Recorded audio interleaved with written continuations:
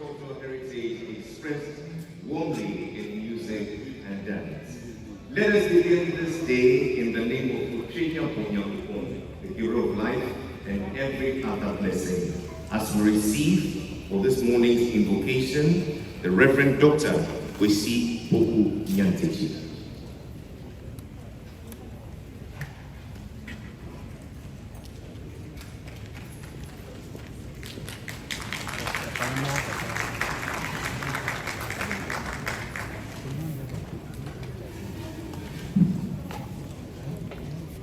Let us pray.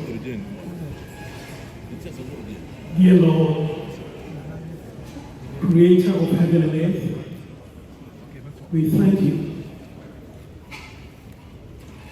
as we've gathered over here this morning to celebrate and to commemorate 100 years anniversary of the return of King Prempeh I from exile. We ask you to bless all of us and those who are yet to join us. We ask you to bring them safely to be with us. Grace this occasion in the mighty name of our Lord and Savior, Jesus Christ. Amen.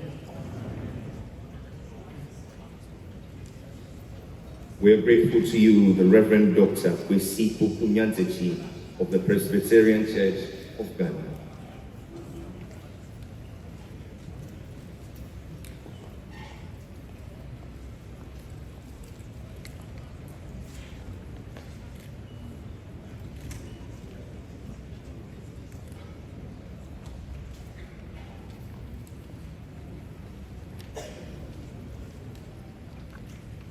And with the blessing of our King, a warm cultural welcome to Asante and to the heart of my sin.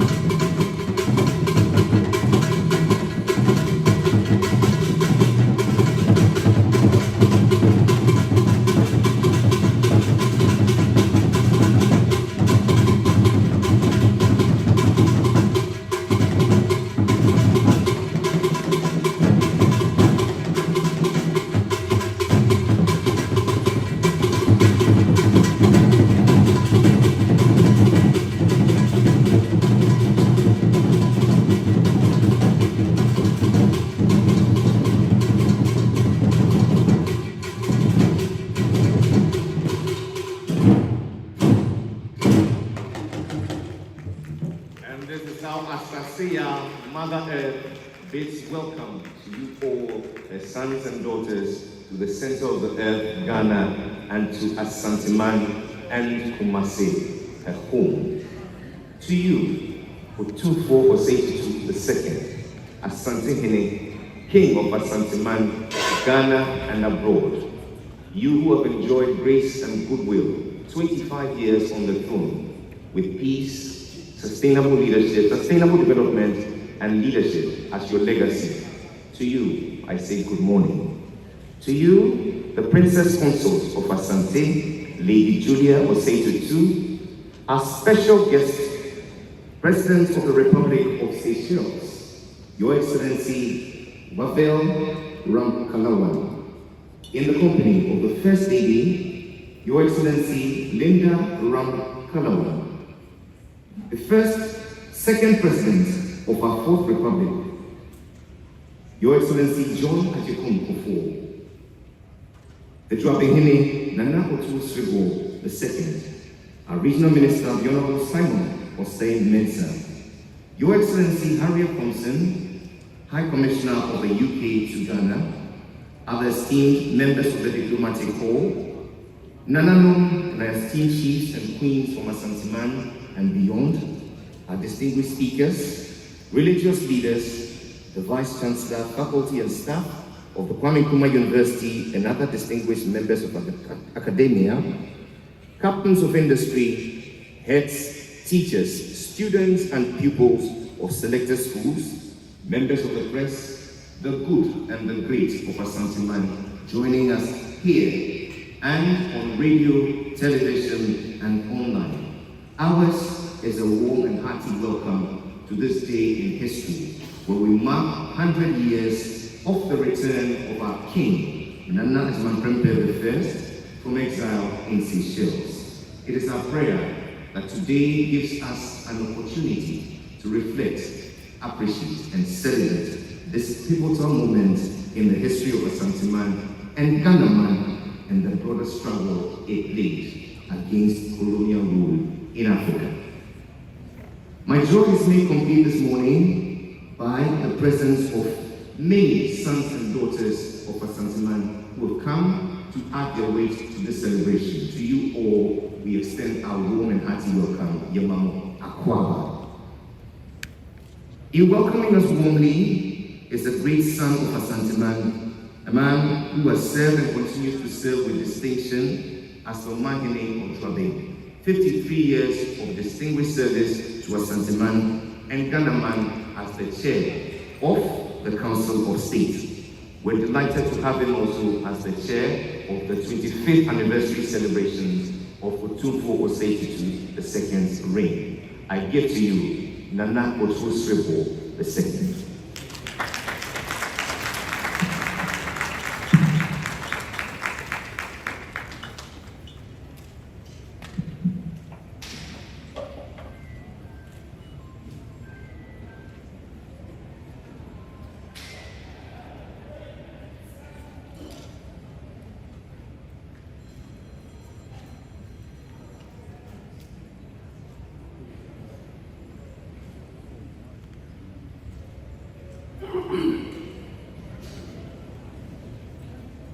Your Royal Majesty Otumfuo II, Asantehene, Lady Julia, Your Excellency Wavell John Ramkalawan, President of the Republic of Seychelles, Mrs. Linda Ramkalawan, First Lady of the Republic of Seychelles, our beloved President John Otumfuo,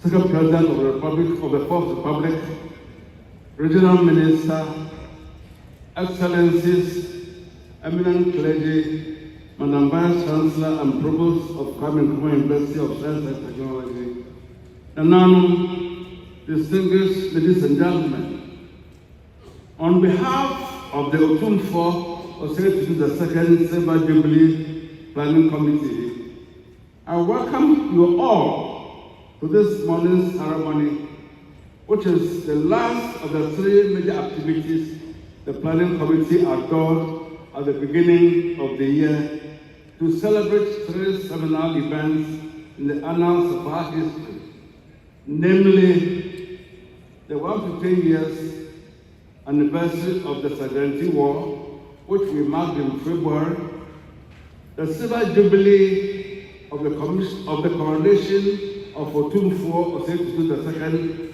as Asante, which we celebrated with pomp and circumstance in April and May. With great honor, we welcome Your Excellency Webu John Ramkalawan, President of the Republic of Seychelles, and Mrs. Ramkalawan to Kumasi, the heartland of the Asante Kingdom. On this most historic occasion, marking the centenary of the repatriation of King Prempeh I from your nation, the Republic of Seychelles, we recognize with immense gratitude how the people of Seychelles, guided by the bare values of peace and hospitality, stood as compassionate helpers to our king during his stay in that country. It is truly fitting that today, as we mark this centenary, we are honored by the presence of Your Excellency, a person whose own life is dedicated to serving both country and the spiritual community as an Anglican priest. Hence, Excellency, your favorite appellation, Father President, because you straddle both the secular and non-secular worlds. Father President, we welcome you. We welcome our beloved President John Otumfuo. You have come to your own. And be assured, Mr. President, that we who know you, respect you and honor you. And we shall so respect you until time and circumstance are over.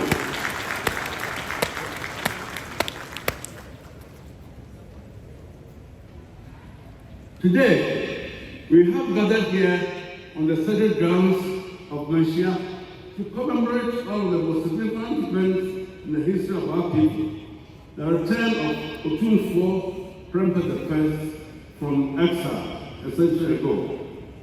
It is a moment of reflection, a moment of celebration, and a moment of deep reverence for the resilience, courage, and leadership of our great king, and the unwavering strength of the Asante people. 100 years ago, our beloved King Asante Otumfuo Prempeh I returned home from an island in the Indian Ocean called Seychelles. This exile, imposed by the British colonial administration, sought to diminish the influence of the Ashanti Kingdom, believing that by removing our king, they could break our unity. But alas, as history has shown, they were indeed wrong. Instead, our unity deepened, our culture remained steadfast, and the spirit of the Ashanti people became unshakable. In 1896, Otumfuo Prempeh I, along with key members of the Ashanti royal family and his closest advisors, was taken into exile. For nearly 30 years, he remained far from his homeland, yet his leadership never wavered. He never surrendered his love for the Ashanti people, and his return in 1924 marked the rekindling of hope, pride, and resilience for all Ashantis. We remember his return not only as a return of our king, but as the return of the embodiment of our identity and sovereignty.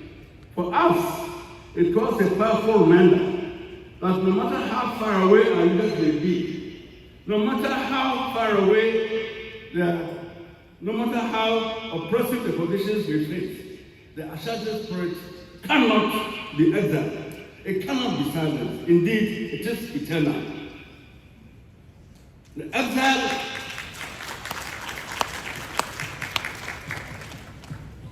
exile of Prempeh I was not only a test of his personal strength and endurance, but it was a test of our people. And what did we do? We persevered. We maintained our cultural heritage, our customs, and our traditions, all in defiance of colonial attempts to dismantle them, even as our king was taken from us. The Ashanti people stood tall, united in purpose, determined to preserve our legacy for the future generations. The lessons of this history are clear. Just as Otumfuo Prempeh I refused to be broken, so too must we continue to refuse anything that threatens our unity, our sovereignty, and our dignity. Its return signifies that no force can destroy the bonds that tie us together as a people. It is a lesson in the power of resilience, of courage, and the belief in the restoration of justice. As we mark 100 years since its return, we must honor not only the memory of Otumfuo Prempeh I, but also the enduring legacy he left behind. He taught us that leadership is not determined by mere power, but by the ability to serve one's people with dignity, wisdom, and unwavering commitment. And these are the very attributes that fortunately define the reign of our present king, Otumfuo II.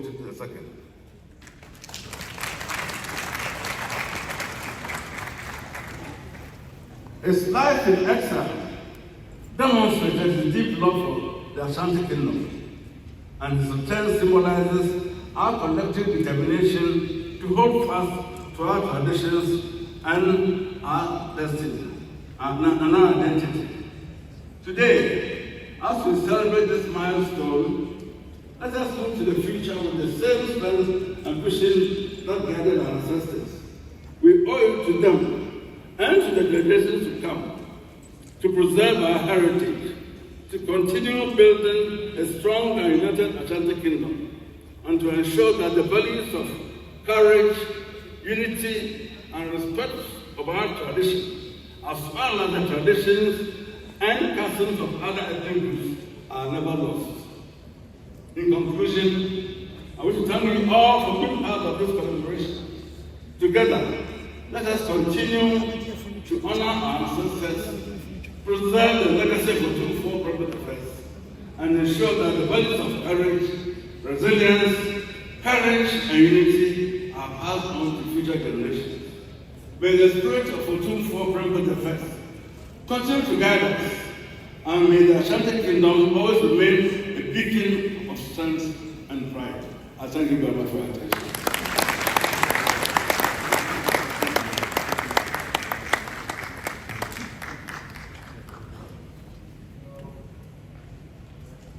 And for his organizational brilliance and his expertise that has shown through all the celebrations of our King, I ask that we celebrate the chairperson of the 25th Anniversary Planning Committee, Nana Otumfuo.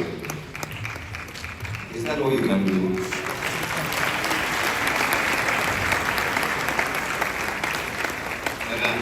That was it. And so Nana Otumfuo has laid a foundation for us to establish an understanding of today's agenda. Your Majesty, Your Excellencies, distinguished ladies and gentlemen, for the next few minutes, please lend your attention to the screen as we behold a documentary, The Return of a King to Seychelles. Joy.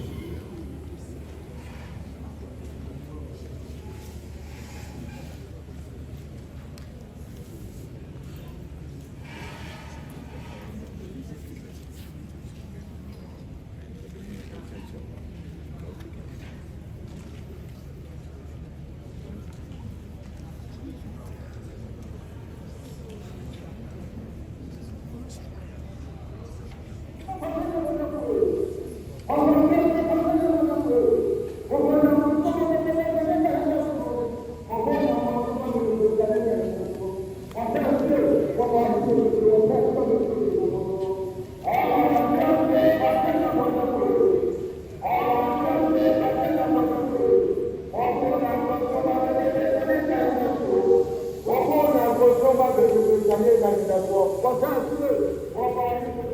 120 years ago, the British colonial authorities finally invaded Kumasi, the capital of the epic 19th century empire, and arrested the 26-year-old king of Asante, Kwekwe III, also called Nana Agyemang Prempeh I, the Queen Mother, Nana Yecha, and 50 others.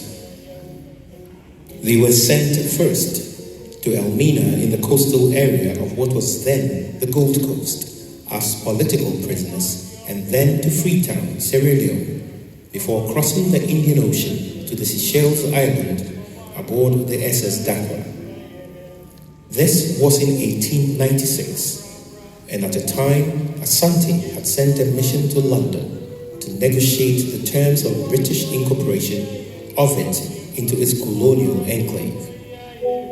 The mission was in London, where Joseph Chamberlain, Secretary of State for the Colonies, ordered the invasion.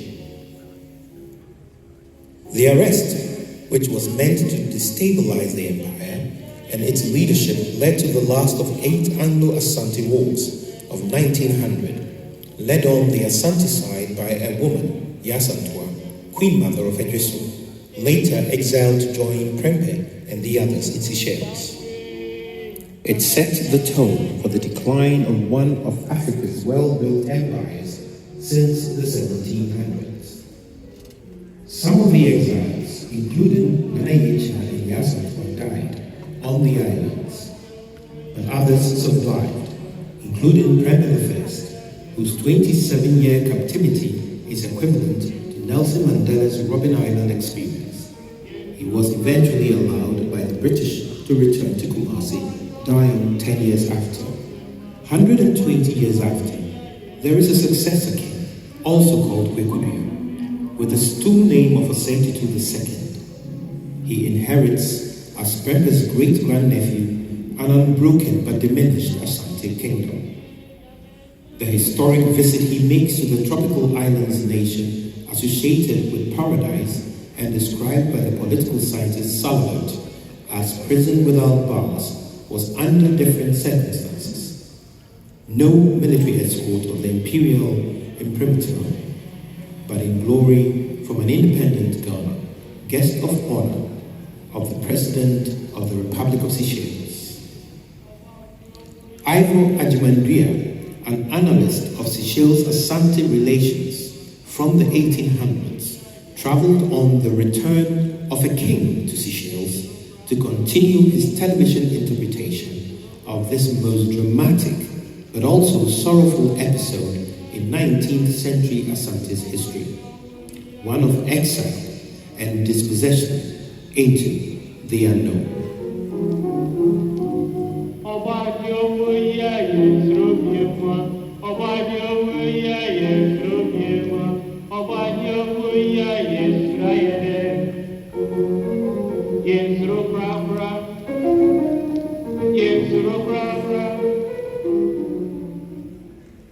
History's shadows were on these coastal waters of Mahé. The first cosmopolitan king of Asante, Prempeh I, had made the 3 weeks journey by the sea route 120 years ago, aboard the SS Dakwa. His great-grandnephew, in a solemn, historic but long-awaited memorial visit, arrives by plane on April 22nd from South Africa to the Mahé International Airport as the sun sets on these blue waters. Otumfuo II was received as king and accorded the courtesy of a head of state, and also as special guest of honor at the French-influenced colonial architecture, the State House in Mahé, by President James Michel. It was here they engaged in conversations of historical renewal.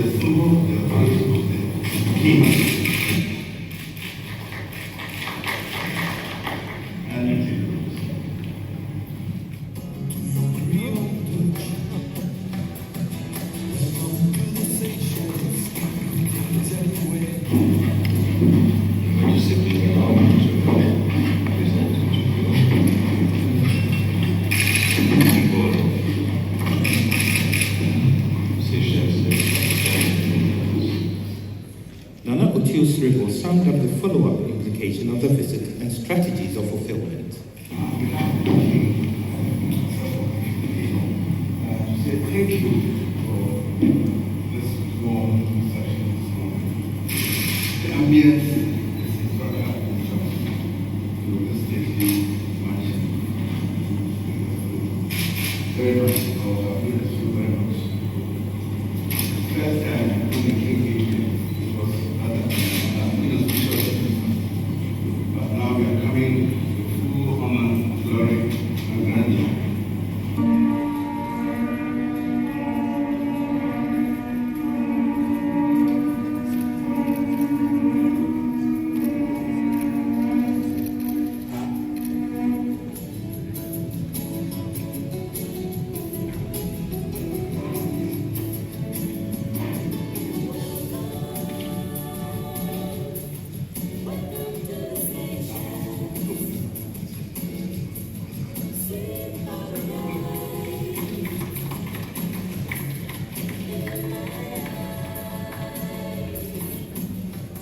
The meeting with descendants of King Prempeh as evidence of this living story was a bundle of emotions. Mary Mariba Prempeh and her 3 sons and a daughter are the only remaining direct descendants of Prempeh, though they are descendants of the other exiles. Mary's mother, Susie, was a direct daughter of James Prempeh, son of the Asantehene. Known and treated in high regard, including by the media in Bahrain, these descendants have given ambassadorial services to Ghanaians who have passed through the shores of the island. Besides, bearing of ancestral resemblances, the post-death spirit of Prempeh is infectious in numerology of incidents.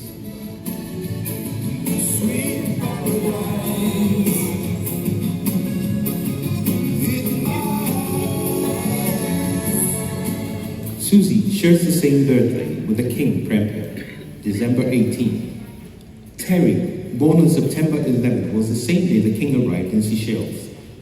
And Andrew, born on November 11, was when King Prempeh departed the island back to Kumasi. I feel very proud to be with you today and very sentimental too.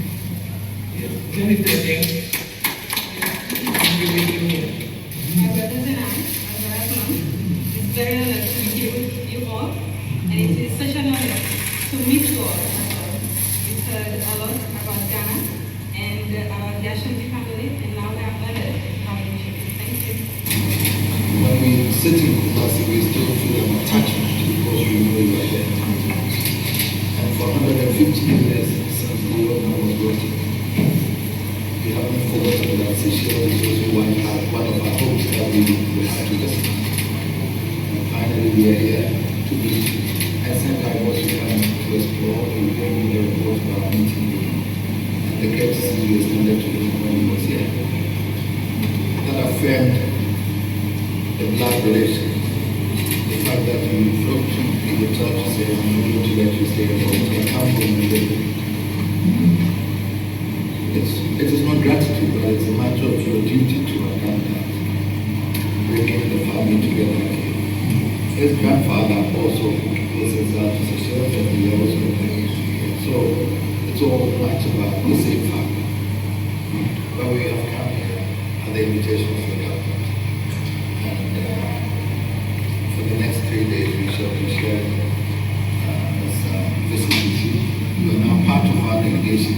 We've come to take you for Seychelles to join us to enjoy the lessons. We hope that one day we shall be able to Kumasi to also to see how the type of work so that we can bring it to have a look and learn our way. It's a great family, it's a great kingdom, it's a great nation. And so we must be missing out, as we also listen out here, because we also here. So we will bring that to them. We have cousins and uncles who are still here. That we deem it necessary that we don't want to lose the roots here. Or as we don't want you also to lose the roots back. We do everything possible to bring us together again. We certainly within the Bible, we certainly within the daily life. We always will keep on reminding you that your roots are in Ghana. And that, rest assured that you still have a family, you still have a king back home, thinking about you, knowing that you are here. So we thank you for coming.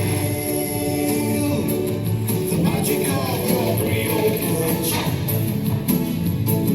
Soft as the sunrise in my eyes. I need to feel the freedom of the room.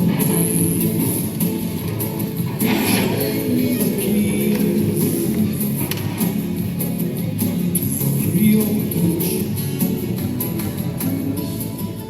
It is here, at the cemetery in Seychelles, that some of the political exiles who accompanied Nana Prempeh were buried. Mary Prempeh's mother, Susie, and Susie's sister, Huguette, who died in the mid-2000s, were buried far off from here. The cemetery has as well the tombs of several gallant soldiers who fought on the side of the British and the Allied forces during the Second World War on the East African frontier.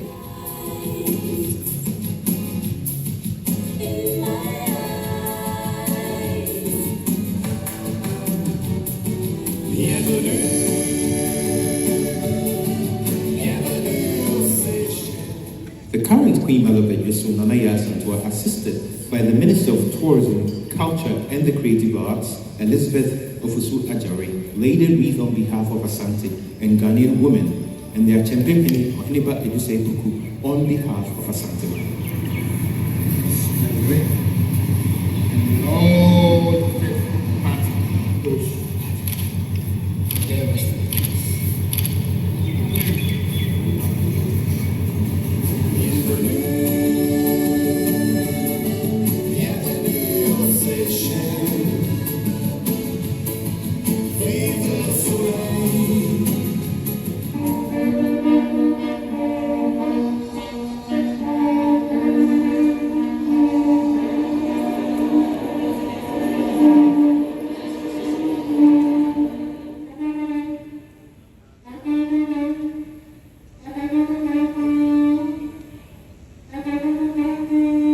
And I'd like to be the one who asks and welcomes His Majesty the King from Ghana to please say a few words to Seychelles. Your Majesty.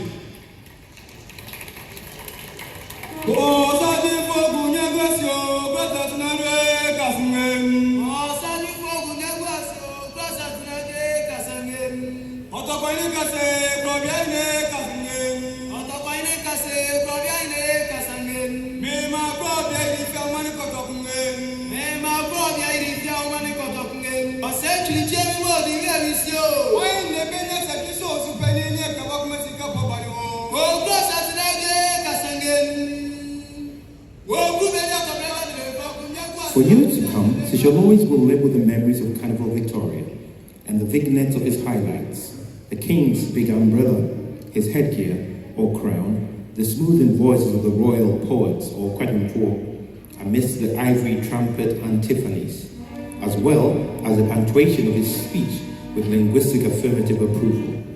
So, Your Excellency, President James Michel, So, Excellencies, Your Royal Highness, so, distinguished ladies and gentlemen.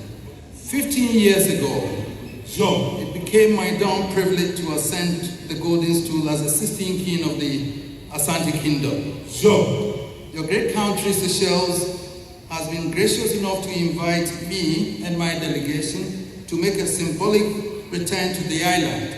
And we have chosen what we think is the right moment for this memorable voyage into history. so, We have chosen, not as some would have wished, to come and mourn and unburden ourselves of the pain and anguish of the past. so, We have chosen instead to join you in celebrating the joy of freedom.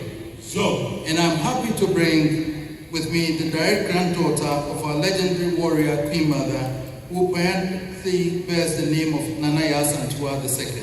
so, For it was the courage to dare to be free of foreign domination that brought us into captivity. And your island was chosen for a refuge because, like the Gold Coast, you two were a colonial outpost. Today, we are liberated within a strong, sovereign, united Ghana, and you too are liberated. So we join together in freedom to celebrate the creativity of our people expressed in song and dance, in poetry, and in the fine arts. We salute the government of the Republic of Seychelles under your wise president on the organization of this carnival, and particularly for the effort to make it a focal point to international cooperation and the expression of authentic African culture. The more opportunities we create for the peoples of Africa to share and exhibit their inherent talents, the greater the prospects for achieving genuine unity and removing the sources of discord. When hearts are joined together to sing and dance together, there can be no room for xenophobia. Our destiny lies not in cutting each other adrift, but in joining our minds together to think, search, to innovate, and to create. We have come to join you today to send this message to this troubled world that it is possible to rise above the pain and anarchy of history, to let go of the past and focus on the things that are beneficial to the well-being of our generation.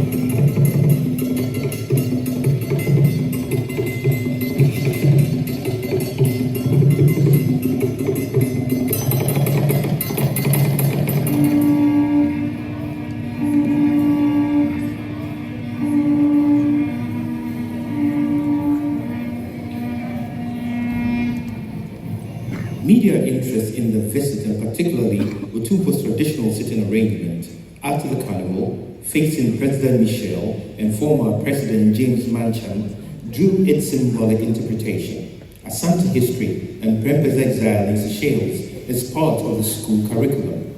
And a newspaper article by President Mancham asking for a serious public and government debate about the guest's speech generated the desired discussion.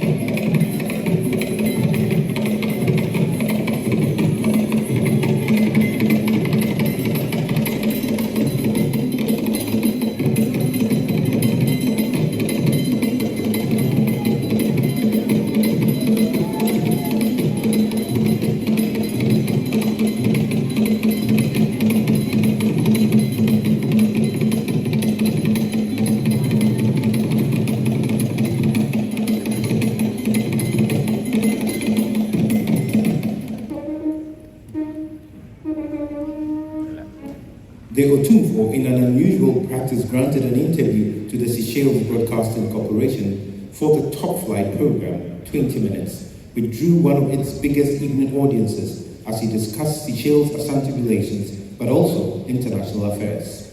Some managers and people out there, and the young players themselves, see it as economic development, so they want big money. So obviously when foreign teams contact them, they sign agreements and leave. So a player that you think would have helped your team to develop within a year or two, he's left, and you still have to start again by looking for a new one. That is the only thing affecting my team, but we shall come back to that, and then we'll come to Seychelles. If we have a team here, I can bet that we'll beat them. That will be a very interesting match. Your Majesty, coming back to Seychelles, will you have the opportunity to visit some parts of the country outside the Carnival before you go back? I would love to do that. It's a beautiful island. Driving through within these few days, I realized it's a beautiful island, and I would love to explore that further. Or maybe come back privately next time, then be able to explore the whole island later. Thank you very much, Your Majesty. Thank you very much. Thank you very much. Thank you.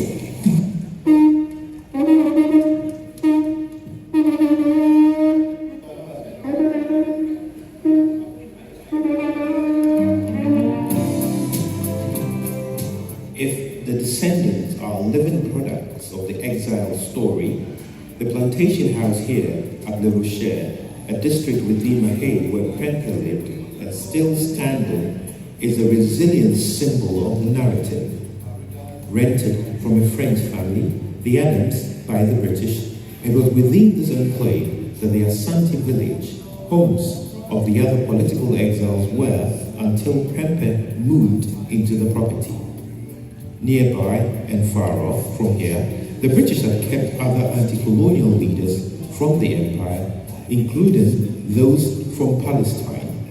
Afif Didi of the Maldives, Archbishop Macarius from Cyprus, who became leader of independent Cyprus, the Kabaka Mwanga of Uganda, and the Sultan of Derak, Malaysia, Abdullah Jafar Moratham, in the roll call of resistance leaders. With the exception of this property as a historical heritage, all the others are gone to regeneration enterprises or redevelopment by private owners. But for minor renovation, this property is as Prempeh lived in. It was in this house that he was taught to read and write in English, and at a relatively short time to the surprise of his instructors. It is here that most of the over 1,000 correspondences he exchanged with the British colonial officers were written, and most probably where he wrote with the guidance of his mother, Nana Yi-chan, in 1907, the first Asante interpretation of empire history, the history of Asante kings and the whole country itself. But by traveling with 52 other chiefs and queens symbolic of the exile, Otumfuo Osei II did not only seek to reenact history, but to situate his thinking of the present into the past. It was at this same spot that Nana Ajima Prempeh was photographed with the exile group. His great-nephew will record his presence with his entourage the same way, the changing face of history at the place of their desolation. He leaves with mixed feelings but congratulates the Adams family for keeping the heritage of his uncle and of Asante Man's interest in his present and future preservation.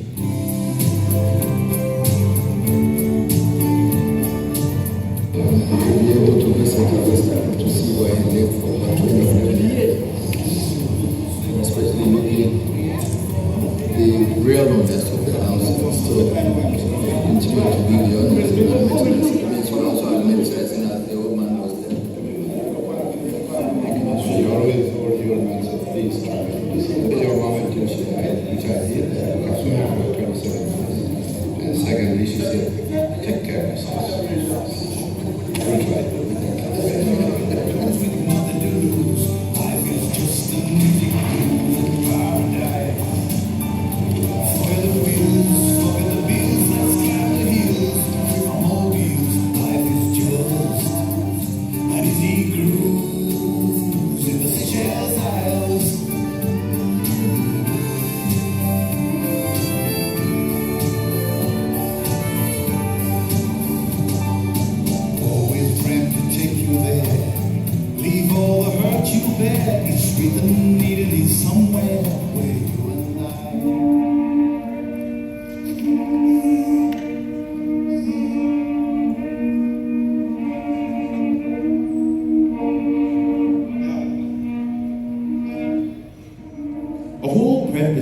experiences on the island, the most enduring and of rippling effect was the contestation of faith, his and Asante's in God.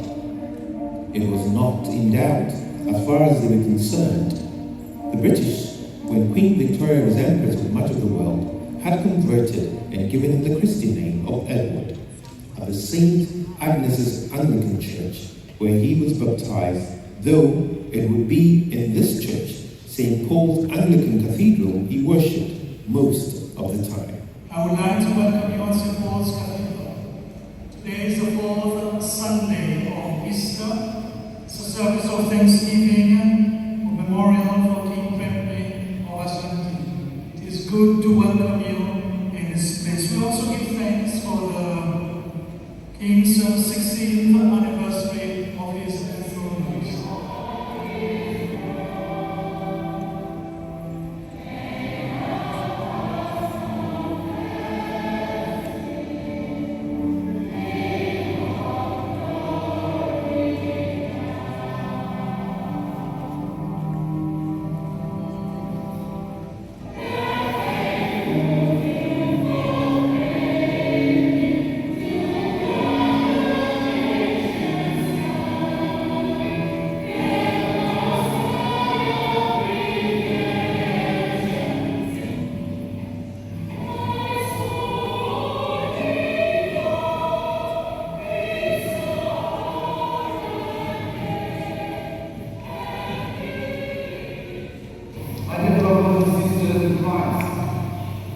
Today, from the Gospel of our Lord Jesus Christ according to John, we have the words of Jesus saying his role to the Pharisees. In the beginning of this chapter of the Gospel according to John, he answers the Pharisees as they question him as to who he is, and he answers them, I am the Christian. That's true. Jesus really is. For Jesus, the good shepherd, knows his sheep, and he knows all the details of our lives. You and I have nothing to hide from the good shepherd.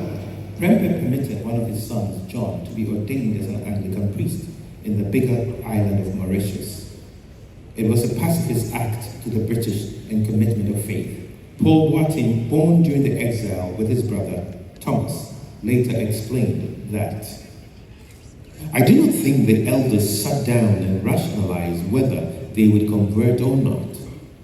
They found themselves in an alien context. Here, in Seychelles, the people drew comfort and strength from God, whom they worshipped in a different way. It was the same God as far as the elders were concerned. It was later that they had to decide on a Christian denomination.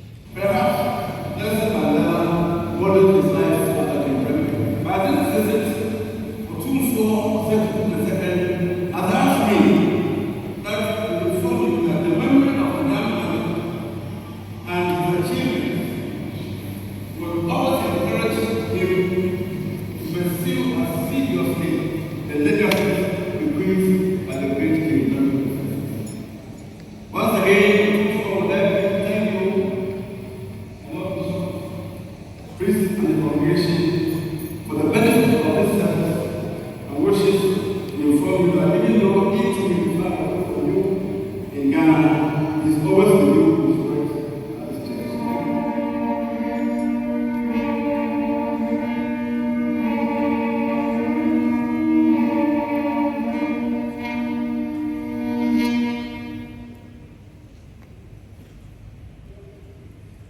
But much has not changed in Asante's belief that God should be worshipped in a cultural context. The Asante royalty is mainly Anglican, thanks to Prempeh's baptism. But the ivory trumpet poets and verbal artists still use their media to glorify God in the most cultural form of hybridism and through the sacrament of the Eucharist. The Asantehene is today the titular head of the church in Asante, the Metropolitan Archbishop of the province of West Africa, and the primate is the Bishop of the Kumasi Diocese and the subject of the King, the Most Reverend Dr. Daniel Yinkasafu, as well as descendants of Prempeh who have been chancellors and peoples and priests wardens over the decades. The impact is geo-neutral, and the singing of Handel's Zadok the Priest or God Save the Queen could be with the same flourish whether the Archbishop of Canterbury is officiating at the Westminster Abbey or St. Cyprian the Martyr in Kumasi.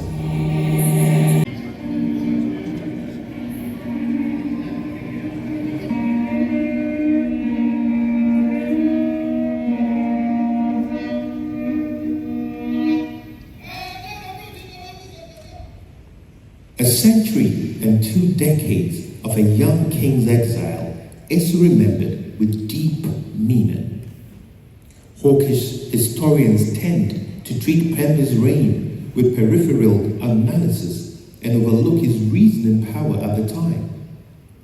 When resistance to an arch-imperial intentional destruction did not always lead to resolution at the crossroad of history. They turned to forget also that throughout the period, he was the testament of cultural faith and its defense through history writing and the elegy of letters. The personally taught history of his people to the new generation born on the island and celebration of Asante festivals. That he also became a sorrowful figure of cultural bereavement, having to bury his parents and other elderly chiefs in a foreign land without due honors as leader of the Exile group. He has written in one of his letters that of the 54 people I came with, there remain only 6 chiefs, and out of the 6, 1 is blind. The remaining are old and ill. This has created more loneliness as compared to when we were so crowded. These letters of melancholy created nationalistic protests from the intelligentsia in the Gold Coast, including from Nana Oforiatta I, E.J.P. Brown, Dr. B.N. Porte, Papafield, the lawyer J. Casely Hayford, who said Prempeh should be allowed to die in his own land. Yet he still had the sanity of preservation, even at a point when he had reached the limits of his powers.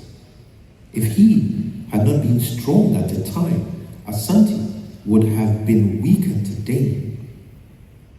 He would not also have been able to sponsor as progenitor the transition of Asante into the 20th century's modernity.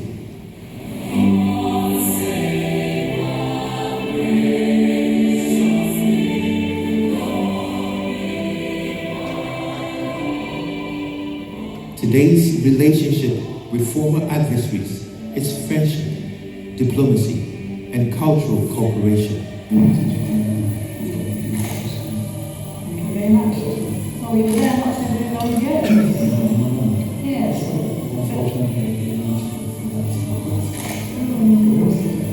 And we didn't have time to travel outside of Prague.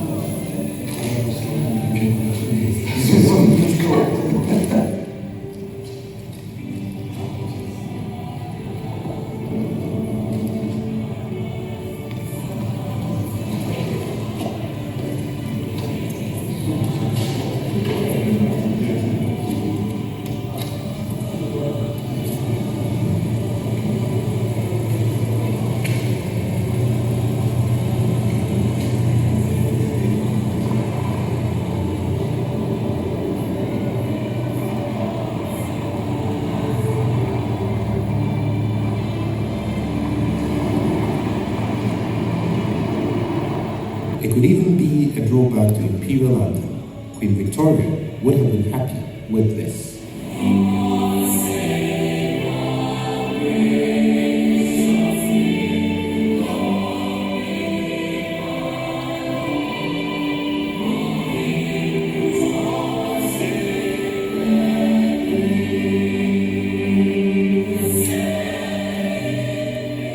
But the leaders of old also believed in fate and the destination of its course, whether through layers in the deep forest, across streams or oceans.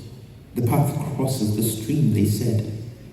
The stream crosses the path. Which is the elder? They once asked as a puzzle of sometimes life's dilemma. For they knew, if only for rhetoric, that the path was of long ago. The legend also says in Asante of the death forbears, Yedru Amanfuswa Neakai Yam, that the ancient of places remind us of the gallantry of the nation's builders. And so it is that a nephew remembers a great uncle.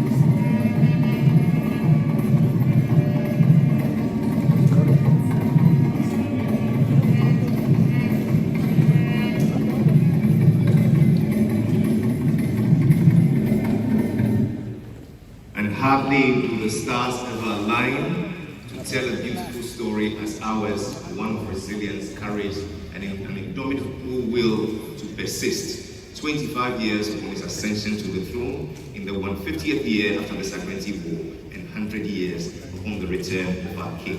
Please help me appreciate our King, Otumfuo II, Asante Gene, King of Asante, home and abroad. Thank you. And now, Your Majesty, Your Excellencies, distinguished ladies and gentlemen, having prepared in mind and in heart, let us receive the man who built the bridge from Asante to Seychelles. Director at the Menchia Palace Museum and Associate Director at the Wole Soyinka Foundation, I give to you a son of Asante man, Professor Ivan Ajiman Duya.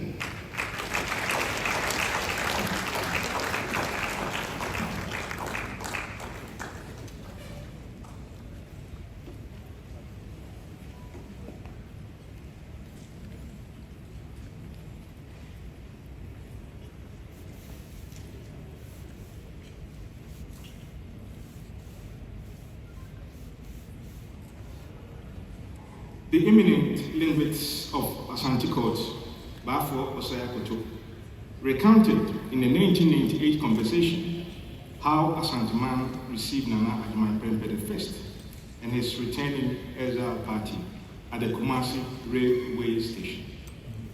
Bafo Akoto was a teenager at the time, and his father had preempted a scenario of a reception and an unfolding sense of history that will be remembered.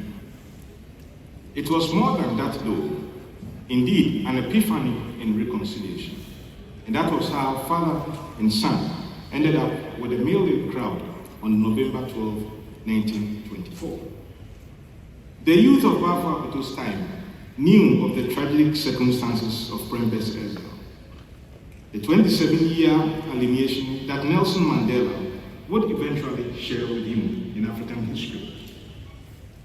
In 1897, Prempeh was aware of the imminent danger, or worse, end of his reign.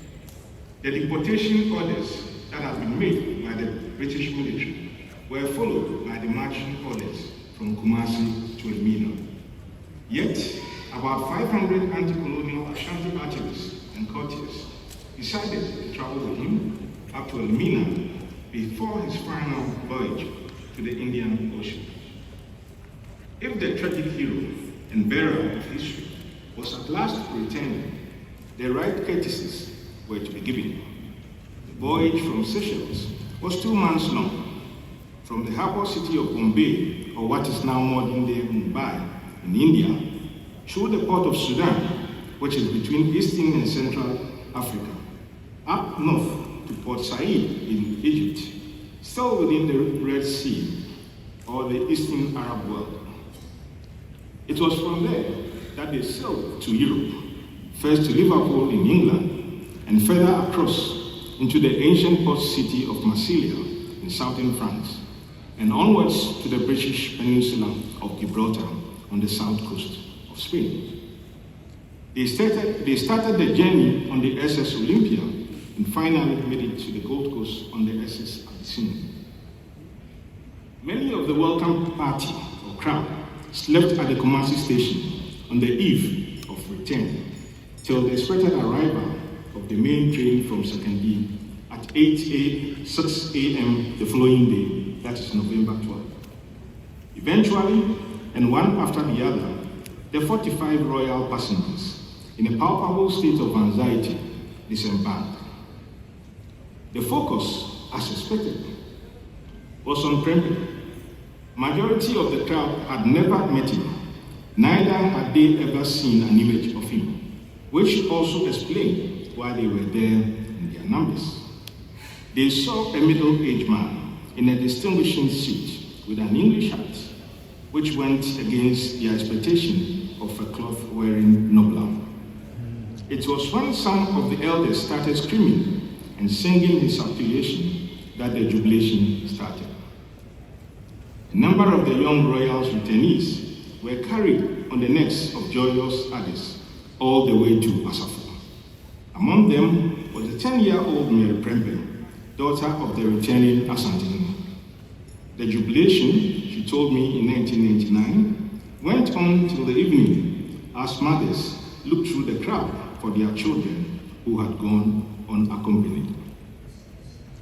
It will be a cruel expectation that Prempeh's persona will remain the same, having left as a young king at the presumed age of 26 and spending over a quarter of a century in a strange land.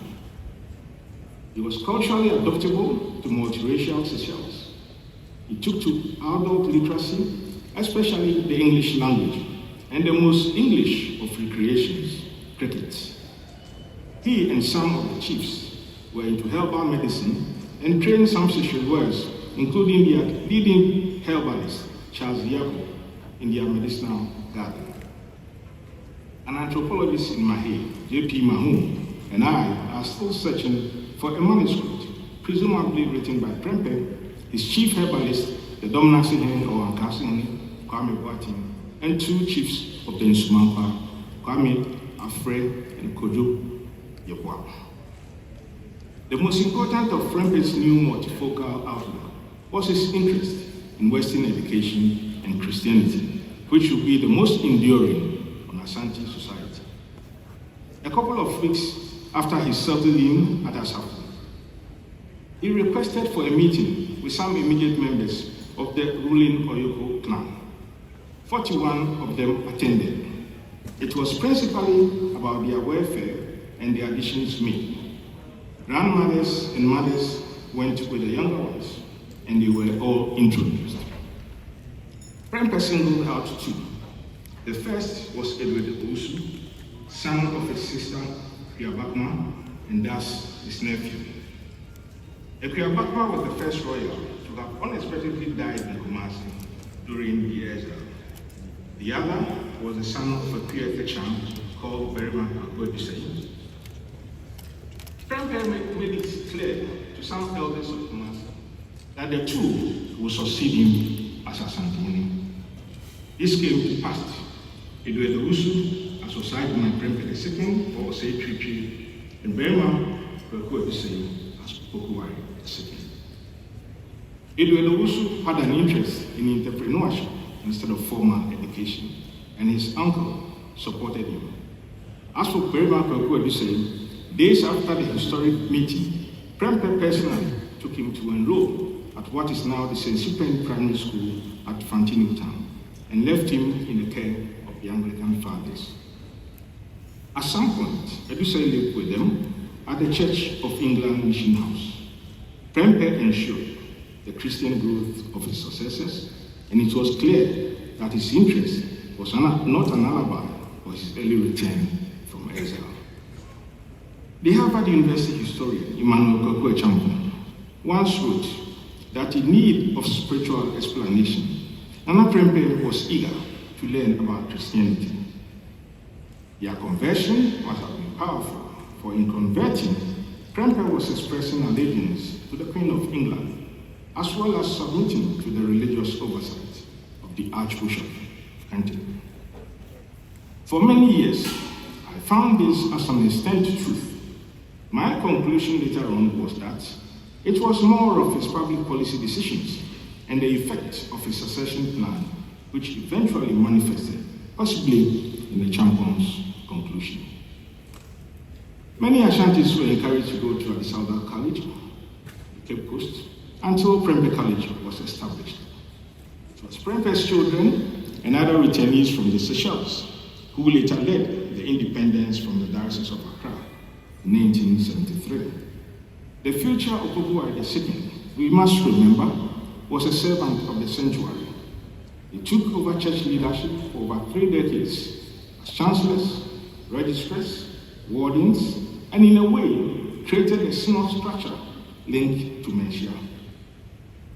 The submission to the Archbishop of Canterbury in Kent became one to the King of Asante in Menchia. However, better relationships developed on bilateral frontiers. In 2023, the recently resigned Archbishop of Canterbury, Justin Welby, presented to Otumfuo II, the highest honor of the Anglican Communion, the Cross of St. Augustine, or the Lambert Award at Menchia. It was for his and predecessors' significant contribution to the growth of the Anglican Communion. The last monarch to receive this before him was the late Queen Elizabeth II in 2022. Earlier in 2015, Roland Williams, the 104th Archbishop of Canterbury since Augustine, and one of the world's leading theologians at Magdalen College, University of Cambridge, was selected II to be guest speaker on history and archaeology at his college. This was at an event honoring Nelson Mandela. Christian values had a deep influence on their chosen successors. According to his biographer and collaborator, Alex Atayao, when Prempeh II was asked of the secret behind his success as a king for 39 years, the longest since the establishment of the kingdom, he mentioned his Bible, which he had kept from the day of his installment as Asante. The 83-year-old Bible is here at the Menchia Palace Museum. Chemartin wrote, "This is now reduced to a threadbare of a Bible, apparently through its constant use. His devotion and deep trust in God are sometimes frightening." When Prempeh I died, the 13-year Otumfuo II wept bitterly at the church service at St. Cyprian. He told his biographer, the British historian Ivor Wells, in the 1970s, that he lost a mentor and a carer, and he spoke emotionally, according to Wells, of those who had helped him but who have now departed this life. Aside Prempeh I, they included Father Carlton of London and his mother, the queer child in Kumasi. Later, Otumfuo II will travel to England to pursue law instead of his choice of local government. As you may be aware, one of the district commissioners of Asante, in dispatches to London, wrote that litigation is beloved by Ashantis. Obviously, a royal lawyer would be more exotic in a courtroom situation. And so he went to England with the assistance of Prempeh II, the Kumasi Traditional Council, and the British Council. On his first Sunday in England, he served at the altar of the Church of St. Magnus the Martyr, now part of the lower end of the London Bridge, built in the second half of the 1600s. The respected newspaper, Church Times of London, which reported this, described him as a royal servant and heir presumptive to the Ashanti Kingdom. By these developments, Prempeh I had completely changed faith policy of the Ashanti monarchy after almost 200 years. His great predecessors, Asantehene Osei-Bonsu in the 1810s, followed by Kwaku Apain and Mensah Bonsu, had weathered off Christian influences. They argued that there was nothing wrong with the faith, since it was one God worshipped in different ways. The caveat, however, was that Asante traditions would not be subverted for the style of the other. This explains why, in 1869, the head of the Basel mission of the Presbyterian Church, Ramsey, was imprisoned in Kumasi for 5 years. It was the same argument that the Buganda Kingdom of Uganda made around 1887. People could convert to Christianity, but not at the expense of traditional values. It was when the Catholic Church did exactly that, using the courtiers in the palace as tools of rebellion, that the Kabaka had all the convicts killed in the famous story of the martyrs of Uganda.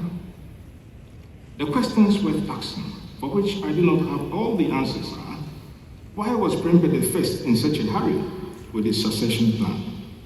Did he know his days on the throne of his ancestors would not be long?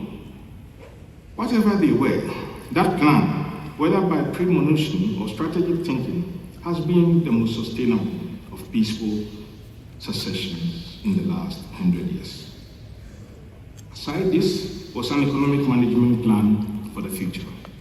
Until his death, only 7 years after his return, he did not have access to the wealth of his kingdom, as the prime lands and other ancestral resources, and natural resources as well, had been registered in the name of the British Crown.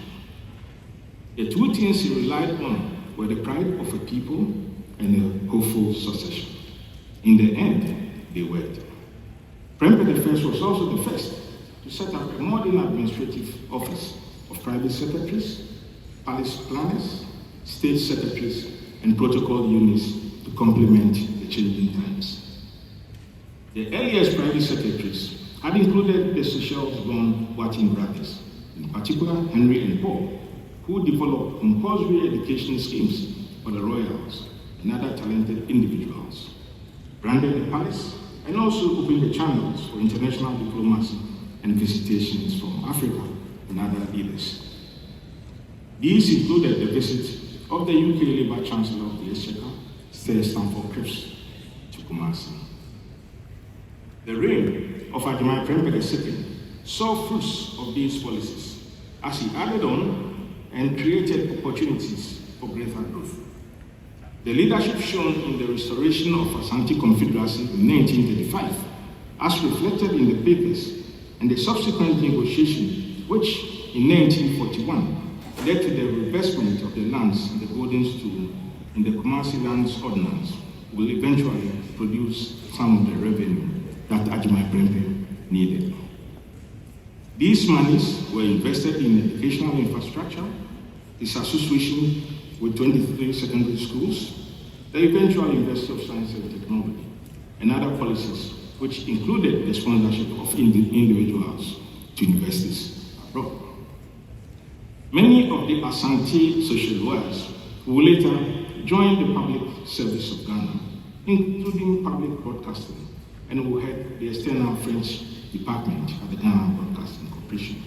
They were also cricket commentators for the BBC, and one of them, as the Watting brothers, Thomas, co-founded the Alliance Française in Ghana and was its president for many years, and another became an ambassador. Yet, others went to the judiciary and became justices, and a sizable number joined the bar. In fact, Ajimai Prempeh II recovered enough lost grounds, writing the usurpation of stool lands by non-royals, a situation the British had intentionally created as fodder for colonial control. By the time he was done with some of the major reinstatements, he had enough credibility such that the Chieftaincy Act 1961, Act 81, that was passed by the Nkrumah government and which created the National House of Chiefs, made him the titular president, and for the headquarters to be in his capital, Kumasi. Prempeh II had also realized the changing times and has supported Shematin and others in setting up the Ashanti Cultural Center, which became the first of its kind in sub-Saharan Africa, in tangible and intangible preservation. It houses the Prempeh II Museum, whose facilities are still the most elaborate. Nkrumah nationalized it and asked Shematin to replicate it in the other regions of the country. There were the turbulent times of the dilemma of identity in an emergent Ghana from 1954 to 1957, when Asante sought a federal status. Cocoa and its producer price had been the immediate cause and had led to the formation of the National Liberation Movement, which was closely related to Menchia and Prempeh. It was the first most violent political engagement after the last Anglo-Ashanti War of 1900. It was, however, not in unison, as it was based on partisan political interests. Prempeh II and Asante survived with long-term impact that led to the creation of one of the two major political parties in Ghana. The Exile of Prempeh I created such a big desolation from the 1900s and was of interest to many scholars, the British district commissioners and governors who wrote extensively about it. Virtually all the accounts never gave room for its recovery in a post-colonial situation. The chief commissioner of Asante, Francis Fuller, in a vanished dynasty, came to the conclusion that it was all over in its glory in imperial history. Even within, such pessimism was prevalent. The future of Otumfuo II intimated that when he was growing up, the general feeling was that Prempeh I will never return. If there was any hope that he ever gave, it was in his correspondence to the elders of Kumasi. Thankfully, 9 years ago, Otumfuo II authorized this correspondence to be compiled in a collaborative exercise with the Seychelles National Archives, and they are now at this palace. The last of the documents got in 3 days ago. As Prempeh II was getting physically weaker towards the end of his reign, which eventually came and was announced on May 30th, 1970, Otumfuo II was at the peak or prime of his readiness by a prediction of fate. Prempeh II had groomed him and prevented him from going into banking. According to Wells, Prempeh II personally took him to the town and city council. This was after Otumfuo had gained some work experience in Takoradi and Nazim in building surveys and land management. He became the officer of works and development in Kumasi. The reign of Otumfuo II was peaceful and was the beginning of high-flight Asante diplomacy. He befriended other monarchs, which apart from the House of Windsor, included the King of Persia or the Shah of modern-day Iran as a member of the Monarchist League. Of the uproar that greeted J.J. Rawlins's June 4th uprising in 1979 and the 31st December Revolution, he was tactful, and it later paid off as he became the elder of the nation. In a Silver Jubilee conversation that Charles Rehoboam and I published in 1995, titled A Queer Free Year, the wife of Otumfuo II emphasized this. He told us, when J.J. Rawlins staged his June 4th uprising, he came to Kumasi within that week.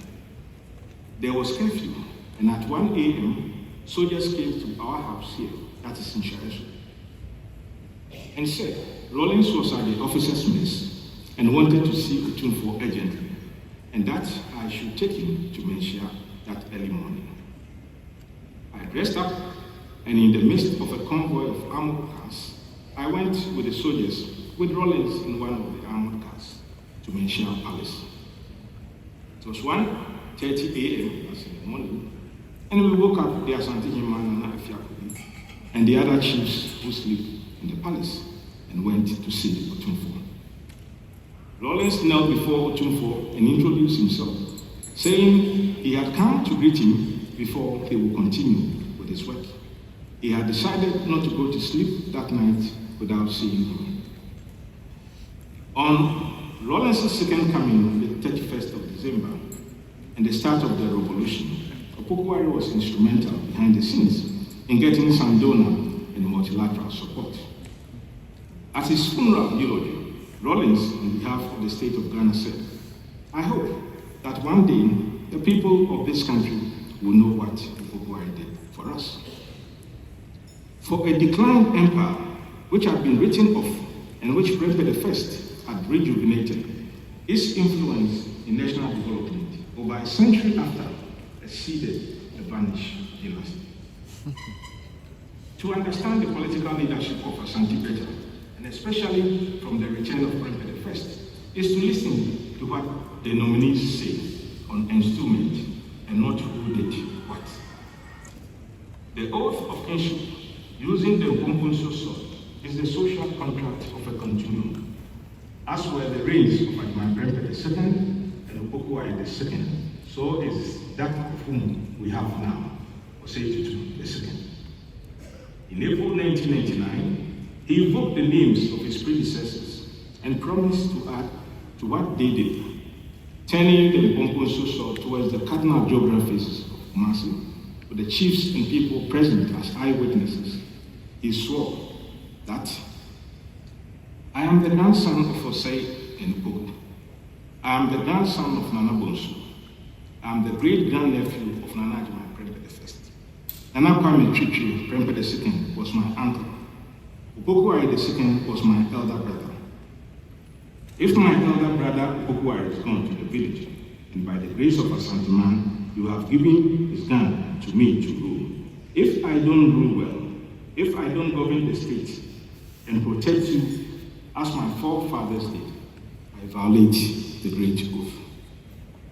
One of the challenges that Prempeh I had was to undo what the British had done with non-royals occupying certain stools. This was not of immediate concern though, as some got resolved. He rather abolished certain stools whose relevance posed challenges to evolving modernity. One of them had a semblance in functionality of heir presumptive to the golden stool. As long as there was a reigning Asante, this should not be. If anything, it should only be an unofficial gossip. And that explains why he abolished the Manguedia stool. As he was around for only 7 years, it fell on Adjumani Prempeh II to investigate the right lineage politics. Because he had time, he succeeded to a large extent. He also decided that for the first time, stool histories should be documented for prosperity. And so he charged Joseph Adjumani and Ivor Walls to do that in a 10-year project at the Institute of African Studies at the University of Ghana, which has helped to resolve some of the contemporary cases. If sustainability of the kinship was the forefathers' primary responsibility, Osei II was also in his oath the Lord Spiritual, whose duty was to protect the sovereign people as his forebears did. He has so far successfully adjudicated over 400 chieftaincy cases with their attendant disputes on the ownership and management of land before 1883. That is, after the Civil War, we've not had this peaceful period before.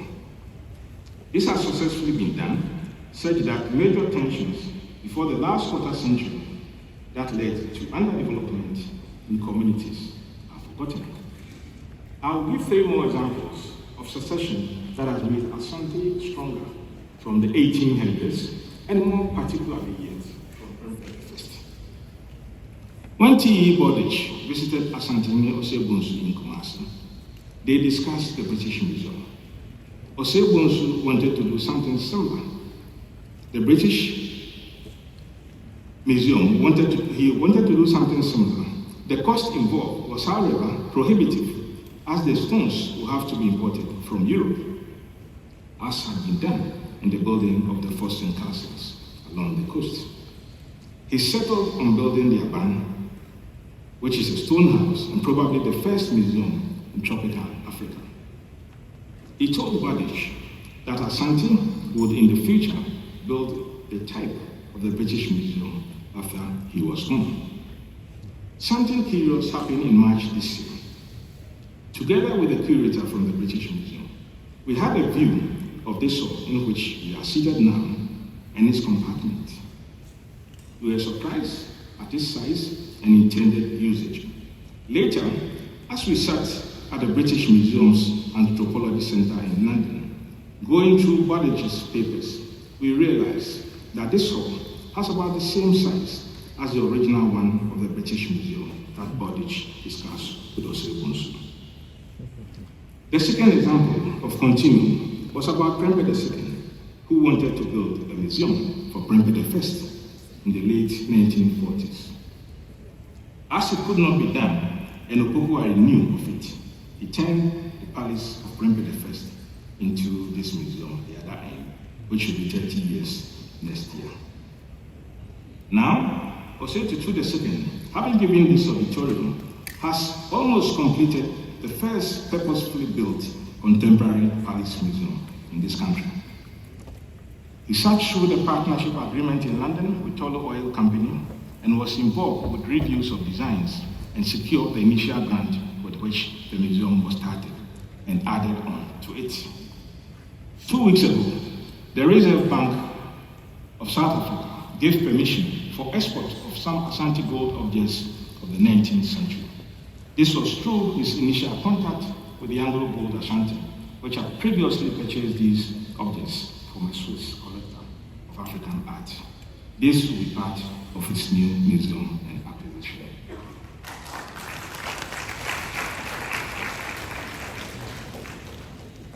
The third example has to do with the looted objects of 1874 and 1887. Prempeh I, on his return, was livid upon learning that among the looted objects was a particular basin used for veneration at the Royal Mausoleum at Mantua. His disputation with the British Colonial Secretary yielded nothing. While he and others thought the basin was at the British Museum, it has always been lodged at the National Army Museum in South Kensington in London. Prempeh II also requested for the restitution of the looted objects up to the late 1960s. Opokuwari II did the same. None of these objects are ever killed. In the sense that the reign of Osei II brought 7 from the Fowler Museum in February and 32 from the British Museum and the Victoria and Albert Museum in March, it's a classic condition of affirmation when they swear that they will add to what their predecessors did or could not do. The returned objects led to homecoming, adversity, and commemoration on May 1, 2024. This exhibition is the most visibly powerful statement and event since Prempeh's return.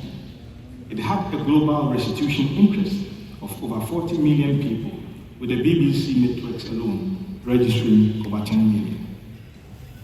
The ifs of history are detestable contemplations. But if Prempeh I had not returned, what would have happened? This memorial year constitutes a trinity of cultural renewal. 1874, 1924, 2024. Memorialized by his nephew, Ajimai Prempeh II, his grand-nephews, Opokuwari II and Osei II, who is presiding over this festival. It is under his reign that the government of Ghana, through his advocacy, named an international airport after Prempeh I. It is the making of history that Prempeh, before whose return was so desperate, has become a bicentenary patriarch of the Oyuko dynasty, or in our way, Oyuko PSC. On January 21st, 1918, he wrote that mournful petition. And I cited here. Consider how wretched I am, for I am being taken prisoner together with father, mother, brother, and chiefs for now 22 years. And now, how miserable to see that father, mother, brother, and nearly 3/4 of the chiefs are dead. The remaining quarter, some are blind, some worn out with old age, and the rest being attacked with diverse diseases. And now, I do not find where to glance and where to go to comfort myself. And my sole hope and comfort is by giving myself wholly to God, by whom all things are possible." Unquote. At this stage, he was a broken man. He had buried his mother, Nana Echa, who was also the Asantehene. And within 26 days of that, his brother, with whom he did many things together. John the Apostle wrote, "We speak of what we know and bear witness to what we have seen." King Prempeh indeed had testimonies of foreboding. His tribute to the apostle was his Anglican priest son, John, who practiced on the island of Mauritius. Prempeh's many policy reforms, from especially 1926, included lifting the ban placed on him by the British of one man, one wife. He argued that he had a private life and there was the Ashanti's social exploitation in that regard. A year before he died, he fulfilled his cardinal wish of bringing the remains of his 22 chief prisoners whom he had buried in the Seychelles to Kumasi. At the grand funeral he held for them, he told Kumasi and Asantehene of their loyalty and sacrifices to him, and asked all the families to reinter these remains, which had taken him 5 years to organize and to bring back. The other thing he did 3 months before he died was the rebuilding in a state of despair of the sacred royal mausoleum at Bantama on March 30, 1931. The British historian Thomas Macassar paints the mausoleum as a spiritual grove and tells us that the Asantehene Kwekudia Pain on the morning of April 27, 1868 had a spiritual conclave there and came back in sorrow, dying in the night. On that fateful day of May 12, 1931, there was another spiritual conclave of a time. Prempeh I had been very ill, but had decided to attend Mass at the St. Cyprian Church.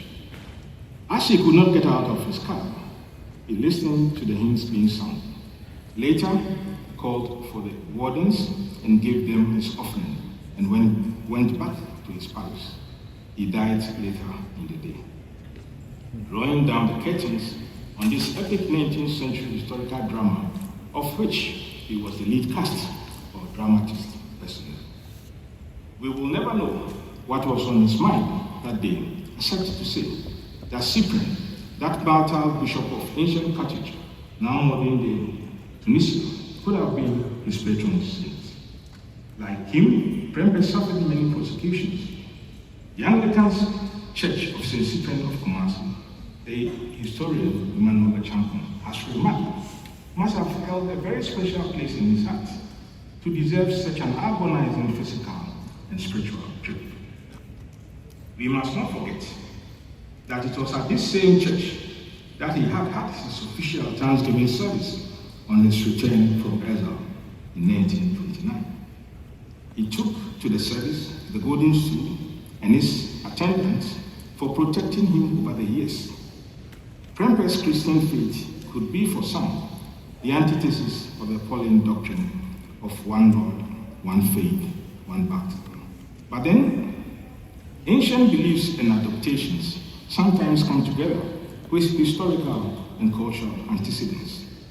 For instance, major parts of the coronation of King Charles III, as we saw it, were based on the Book of Kings in the Old Testament, including the tunic shirt fashion or dress of the Byzantine or Roman antiquity. The role of Zodok, the priest, anointing Solomon, had its equivalents to the Archbishop of Canterbury taking King Charles through the rituals. The English believed in the Stone of Destiny, which was brought from Scotland and taken to the Westminster Abbey for the coronation service, was not different from Prempeh's golden stool at his Thanksgiving service almost a century ago. Now, 106 years after all this, the last announcement an air traveler hears on final descent into Kumasi is welcome to Prempeh the First International Airport. At other times, the air hostess, with an assumption of your knowledge, says with a smile, welcome to Prempeh. Alas, he prevailed and made us empaths of figurative history. The British knew this 9 months before his death, and amazed at Prempeh's resilience to rebuild his kingdom, King George V conferred on him the King's Medal for African Chiefs. This hypocritical gesture could be, in the words of the universal playwright, a situation of all is well that ends well. Again, 100 years after his return, what is the Asante Palace has been walled of its 10-kilometer ancient forest. It will not be easy to destroy it as was done to Prempeh's. It is now comparable, if not in its monuments, at least in its attention to the Menelik or the imperial palace of Emperor Haile Selassie in Addis Ababa.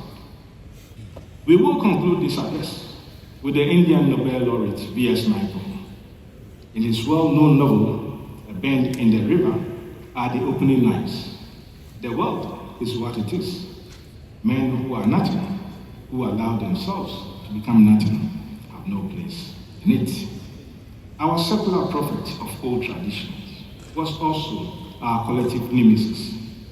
It is because of that, and whom his charger is today, that our world is one of cultural renaissance.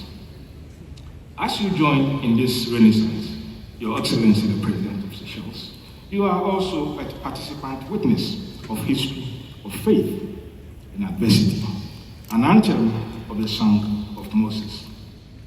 Over 40 years ago, you baptized 2 of Prempeh's great-grandchildren who are with us today at the same St. Paul's Cathedral in your capital of Victoria, where Prempeh worshipped.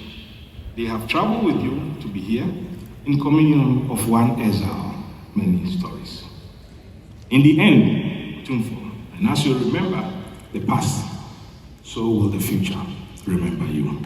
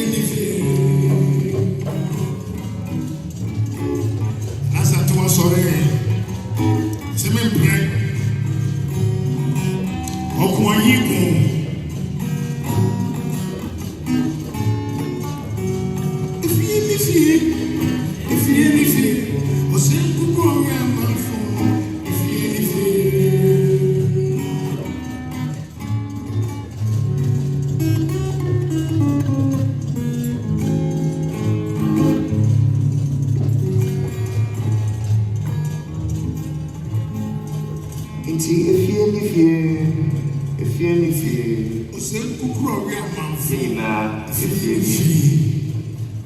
Ejakonimos and Esakofuba band, a round of applause for them, providing the creative juices for us to appreciate and digest this well thought and insightful keynote by Mr. Ivo Ajimandia, director at the Menchia Palace Museum. Please, a round of applause for him. What we want to do now, Your Majesty, Your Excellencies, distinguished ladies and gentlemen, is to gain two insights. The first will be the events leading to the exile, and the second will be the king in exile. These two insights will last together no more than 20 minutes. Speakers, please take note.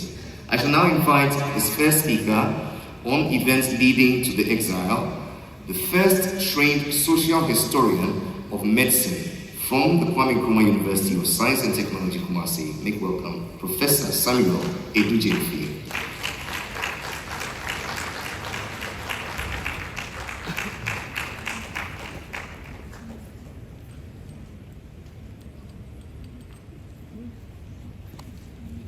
His Royal Majesty Otumfuo and also to the second, Her Royal Highness Lady Julia Nananom, distinguished ladies and gentlemen, may I stand on the existing protocol to proceed. A quick one, as we look at the presentation of Ivo, we are led to a very interesting narrative that tells who we have become as a people in this great Asante Kingdom. However, in 1896, the story was very different. In fact, from between 1894 to 1896, there was an attempted coup on Prempeh I on the pretext that Asante had not kept the clauses concerning the indemnity that came from the Formula Treaty. But more so, there were other diplomatic overtures to ensure that there would be peace, because Asante did not only go to war, but Asante believed in diplomacy. And so whilst Asante kept to diplomatic overtures, in their minds they believed that the British would do same. In fact, when you look at what orchestrated the 1896 occurrence, we need to reflect on what had taken place in the 1880s. Because there was a grand European conference that is popularly known as the Berlin Conference. In that conference, 2 or 3 major important themes came up. The first one was effective occupation, and the second concerned the sphere of influence.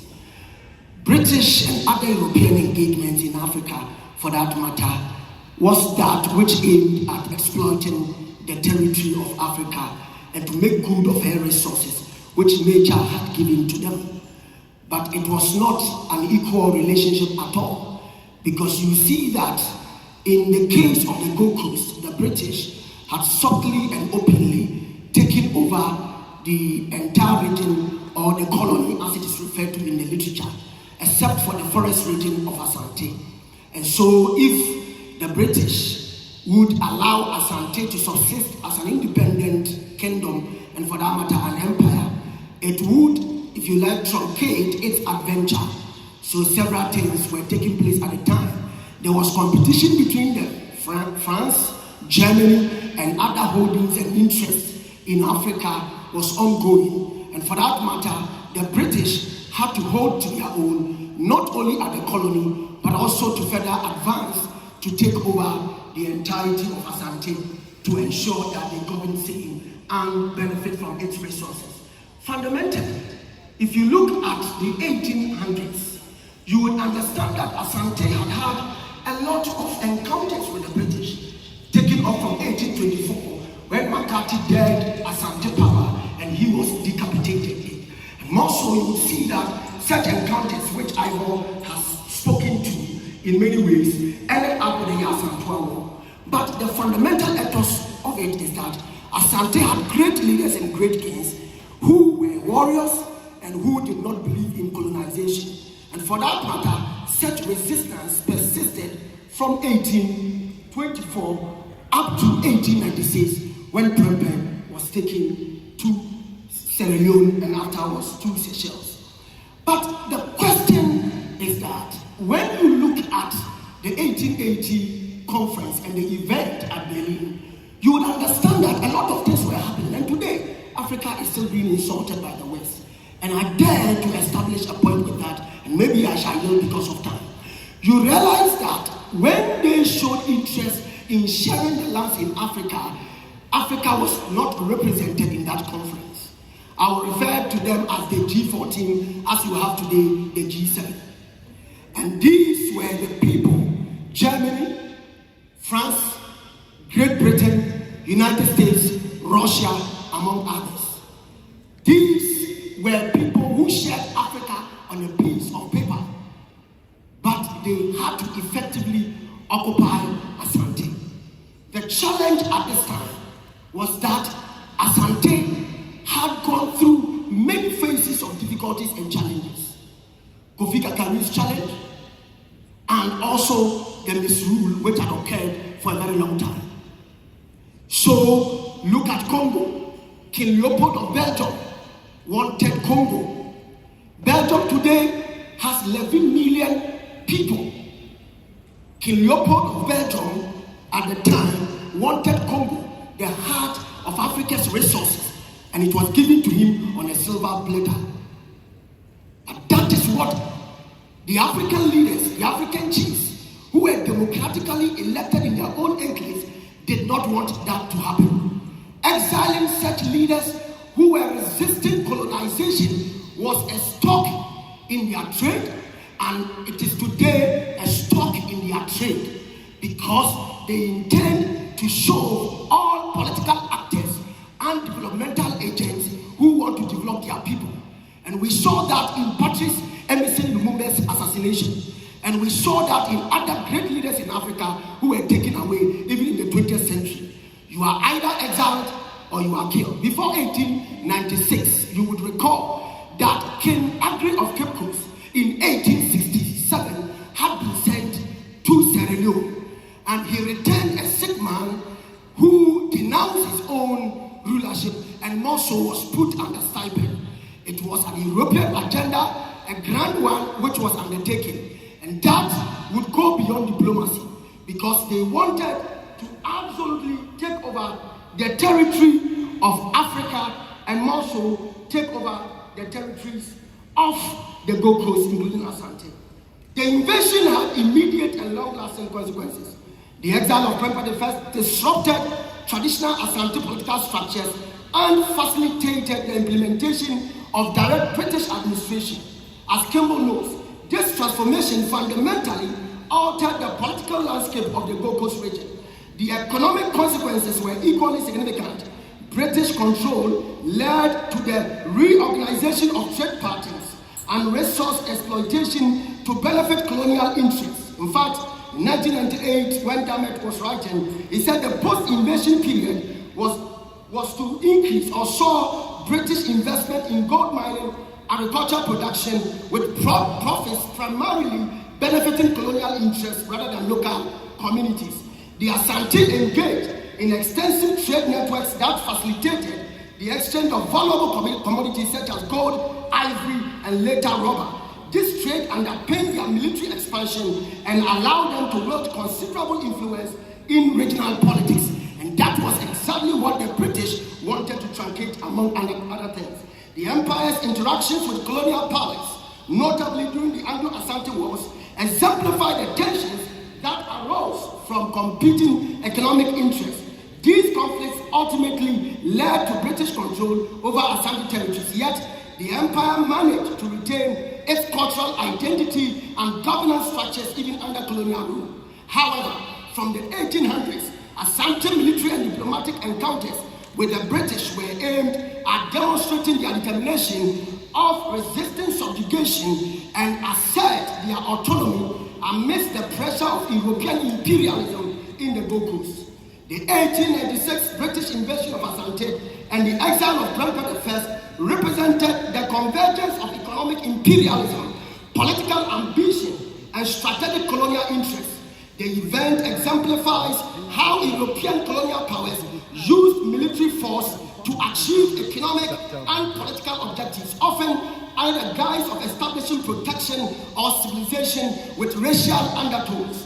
The consequences of this invasion continue to influence Ghana's political and economic landscape today. This exilic episode marked the depletion, or better still, the ending of a century of intense diplomatic activity between Asante and its neighbors, including African and European nations, which had helped to develop and standardize practices related to diplomatic appointments, representations, conduct, and strategies in Asante native diplomatic practice.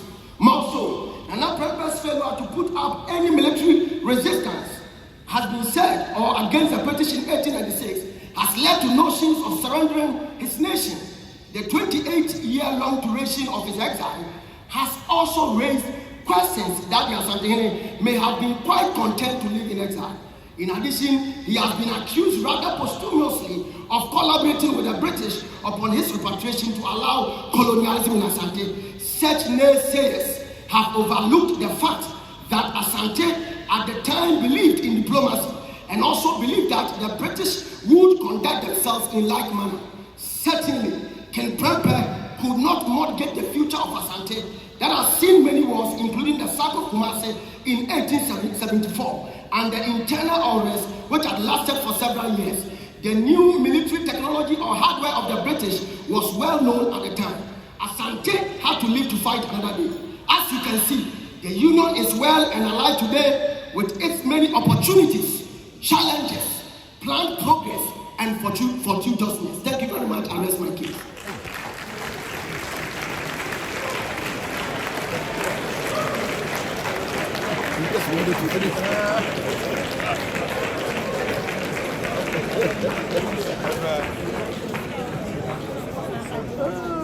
I cannot keep up. Professor Samuel Edujemfi, thank you for that very passionate presentation of the events leading to exile. Such fervor and militancy, like a freedom fighter. But let me give you some water. And so our next presentation is on the King in Exile. That will be short, because it will be done by a director of Creole Language and Culture Research Institute, the University of Seychelles. I give you Dr. Penda Chopper.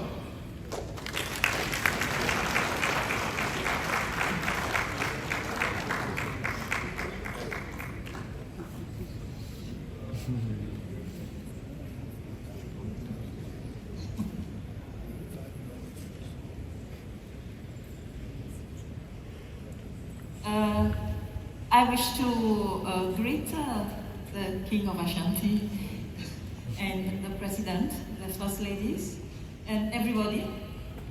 Can we have the slide, please, the projection? Okay, here we go. It is a great honor for me to be present here in Kumasi today on this most auspicious occasion at the commemoration of the 100th anniversary of the return of King Prempeh I to the place of his birth and the seat of the golden stool over which he reigned as the Asantehene before and after his exile, as I shall set out to prove in this presentation. I wish to express my sincere gratitude to my friend and mentor, Jean-Claude Pascal Mahoun, who availed me of this opportunity and who pointed me to the right sources and guided my approach to the problematic of King Prempeh's sojourn in Seychelles. I also take this opportunity to thank Dr. Ivor Ajiman Dua, who has been so diligent in ensuring our presence in Kumasi for this occasion. I'm very honored to have traveled in the company of Seychelles resident branch of the Prempeh royal family, the Prempeh Marimbas, hailing from my own district of Anse-Étoile. I would like to point out that I've restricted my presentation to King Prempeh's sojourn in Seychelles and the impact it has had on Seychelles history and society, which is why I have called it lasting legacies.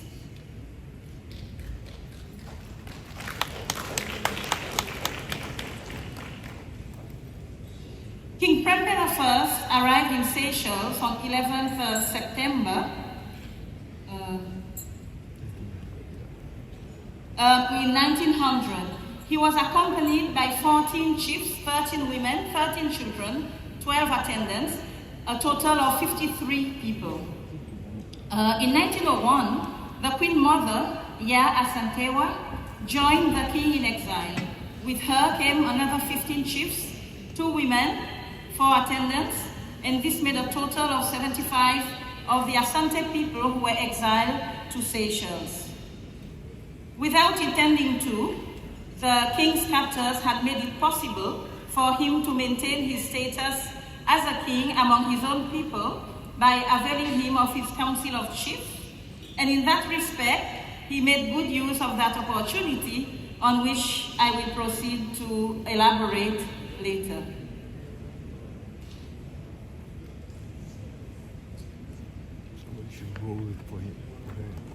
Okay, so let's look a little bit at the background, what Seychelles was like in 1900 when the King Prempeh arrived. The archipelago was still governed by the British Colonial Office as a dependency of Mauritius. The population was approximately 19,000 inhabitants. Seychelles society at that time could be described as a typical colonial plantation society, which had been founded on slavery. A very small minority of French colonial descendants owned most of the land, while a majority of the population, consisting mainly of slave descendants, including the progenies of abusive relationships between plantation masters and African slave women, worked on coconut or vanilla plantations. I'm sure all of you know this story. The British presence was felt mainly in the administrative positions, but it was nevertheless a position of power. This was a time when slave trafficking in the Indian Ocean region was still fresh in people's memories, and indeed, some recent scattered islands might still have been, especially amongst Seychelles scattered island, illegal slave trafficking could still have been going on. There is some evidence in that direction. So in this environment, compounded by the presence of a fresh stock of African ethnic groups among the population who had been liberated by British anti-slavery activities in the Indian Ocean, King Prempeh's reception by the community could have been very different than what it turned out to be, had it not been for his personality.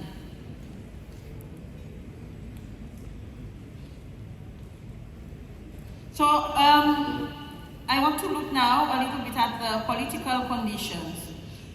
When the Secretary of State for the Colonies, Joseph Chamberlain, inquired in July 1900 if arrangements could be made for the detention of the Asantehene and his retinue in Seychelles, the newly appointed administrator of Seychelles, Ernest Beacom-Sweetescott, accepted it as an integral part of his colonial responsibilities, in the same manner that his predecessors had accepted the responsibility of the Sultan of Perak's exile between 1877 and 1895. As for the treatment of the king and his retinue, once they got there, it seems that though in theory the Asantehene was stripped of his status, and indeed he was officially referred to as ex-King Prempeh I, he was in fact treated with every respect and dignity, and was accepted as the leader of the inmates of what was known as the Ashanti camp. Examples of this are Governor Sweetescott's invitation of the king, his mother, and all his chiefs to the celebration of King Edward VII's 60th birthday on 9th November 1901. And in 1903, he was there with his entourage to celebrate the unveiling of the Victoria Clock Tower in memory of Queen Victoria. So, as you can see, this is a stamp.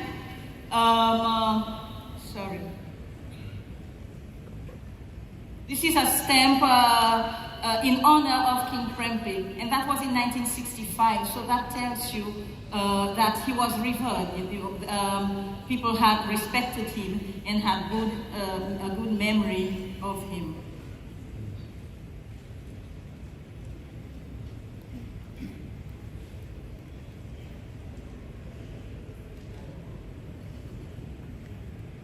Okay, so King Prempeh, once he had settled down, he was a very practical leader. He set to organizing the day-to-day running of the Ashanti's place of exile to ensure a sustainable and harmonious environment for the small group immediately in his care. And he noticed that the grounds of the place assigned to them was very fertile. So he set about establishing a farm to produce foods such as plantain, potatoes, maize, cassava, etc. And the wives were especially engaged in the rearing of pigs and hens, both for consumption and for sale in the community, which of course afforded an opportunity to mix with the local population and exchange with them. Most significant in this venture is the fact that King Prempeh attempted to earn a more stable income for his people by seeking to establish a vanilla plantation, which was a common cash crop in Seychelles at the time. So he didn't just sit back and rely on his allowance. He tried to become self-sufficient, or at least to become more self-sufficient and not too dependent. The colony experienced food shortage during the First World War, but in the Ashanti camp, their crops ensured that they did not lack nourishment. So I want to talk a bit about education now. One of the king's most notable accomplishments during his exile was that he attained an education in the culture of his oppressors and ensured that his children and the children of his entourage did too. So having started to read and write with his Fonte interpreter, Timothy Corsa, King Prempeh was soon writing to the principal of Victoria School in Seychelles to assist him with books and copybooks to pursue his learning further. And did he write? We've just been told. According to Seychellois historian Tony Machiot, King Prempeh was often seen at Carnegie Library in around 1910 or so, borrowing books. The king also arranged for a school to be built in the Ashanti camp for the smaller children and for the older children to go to school in Victoria. Records have been kept in the archives of the letters he sent to petition the government on the rising cost of school fees for his sons, and other letters, mainly petitioning to be repatriated. So King Prempeh I put the education acquired by himself and his sons to good use, the most amazing example of which is his compilation with his son Frederick of the work entitled The History of Ashanti Kings and the Whole Country Itself. So this is nothing short of visionary, and definitely the action of a king with foresight and progressiveness. His valorization of his country's culture is further illustrated by his desire to have someone teach him to read and write the Ashanti language. And the photo on the left is precisely that. Is the letter, a written letter where they refuse to allow him to have someone to teach him in his language, the language of the Ashanti.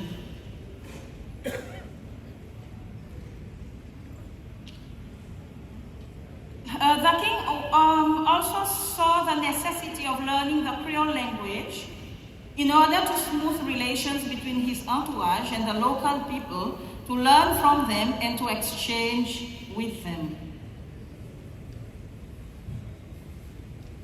So, one of the most intriguing legacies of King Prempeh's exile in Seychelles is the traditional Asante pharmaceutical knowledge shared with the local people. There are stories of the local people seeking medical advice and cues from the Ashanti camp, something which was facilitated by the women of the camp. Most interesting is the legacy of Seychelles' most renowned herbalist, whose fame is said to have spread throughout the Western Indian Ocean, Mr. Charles Zialo of Oswayal district. He was said to have gained his knowledge from the Asante traditional doctors. There are even allegations of a book of Asante pharmaceutical knowledge having been in the possession of Zialo. Since it is already known that King Prempeh was intent on committing Asante traditions, history, and practices to paper, it wouldn't be impossible for such a book to have been compiled by members of his retinue. And certainly, it is a fact that two of his chosen followers in exile were traditional Ashanti court physicians, not witch doctors, physicians, namely Kwaku Afre and Kwame Yeboah.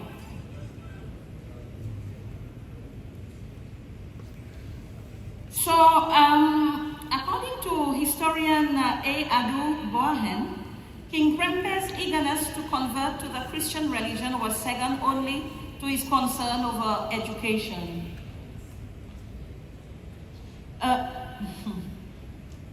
King Prempeh must be playing with it.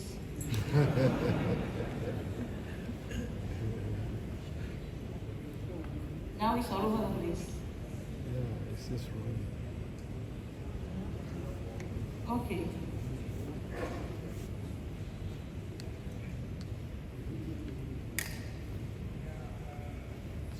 Okay, I think we are back on track. Okay, so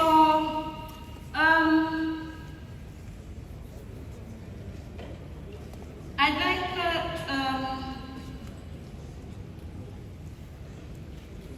okay, let me finish about religion. While the king did not outrightly impose Christianity on his followers, I'm not touching it, he's doing that on his own. While he did not outrightly impose Christianity on his followers, he did encourage them to convert, and they were soon receiving religious instructions from the Church Missionary Society, the continuity of which the king tried to insist on in spite of limited resources. So it was also a form of his education. On 29th May, the Queen Mother and King Prempeh and some of the other inmates were baptized in the Anglican Church of Victoria. And the king's vision in this respect was crowned, as we have just been told, by his son John's successful entry in the Anglican clergy after a period of study in Mauritius. It seems that this legacy was carried on in Ghana, where after the king's repatriation, most of his people also converted. Okay, so now, for the most important part of this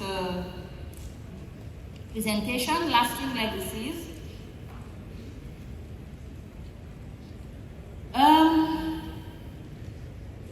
There can be no ties stronger than genetics between families and people, so we know that. And King Prempeh I has left behind such a legacy in both Ghana and Seychelles, a fact that is illustrated by the reunion of family members from both sides of the continent on the occasion of the 100th anniversary of his repatriation. The king's memory of the archipelago and his sojourn there, as well as the Seychellois people's memories of him, has resulted in the strengthening of diplomatic ties between Seychelles and Ghana, and most importantly, between the Seychellois and the Ashanti. This is symbolized by the presence of the President of Seychelles and his delegation at the invitation of the Ghanaian government and the present at Asante Otumfuo Nana Osei Tutu II. The bonds between our two countries are cemented not only by our historical ties and memories of friendship and respect between both parties, but also by the fact that members of King Prempeh's entourage, including his sons, married Seychelles women, thus linking the bloodlines of these two nations. So Ghana and Seychelles, we can never fight because we are family. Examples of these genetic bonds directly linked to King Prempeh I himself through his son, James Boaki Prempeh are the Prempeh Marimba family, through Mary Prempeh Marimba, daughter of Princess Susie Valley Prempeh. And as you can see, the family grows, which is a good sign for the Prempeh descendants in Seychelles. And Princess Igat Prempeh. These are only two examples. I know there are many more. James Boaki Prempeh's eldest daughter, Princess Igat, who had several children, one of whom, Molly Prempeh, made a visit to Seychelles in 2015, where she was given a warm welcome by her Seychelles relatives as well as the general public, especially after she displayed the ability to speak Creole, even if she had left Seychelles as a young child. As she saw the name Princess Prempeh held by somebody at the jetty, Victoria, she called out, "La Mola!" which means, "Here I am," in Creole. So she never forgot.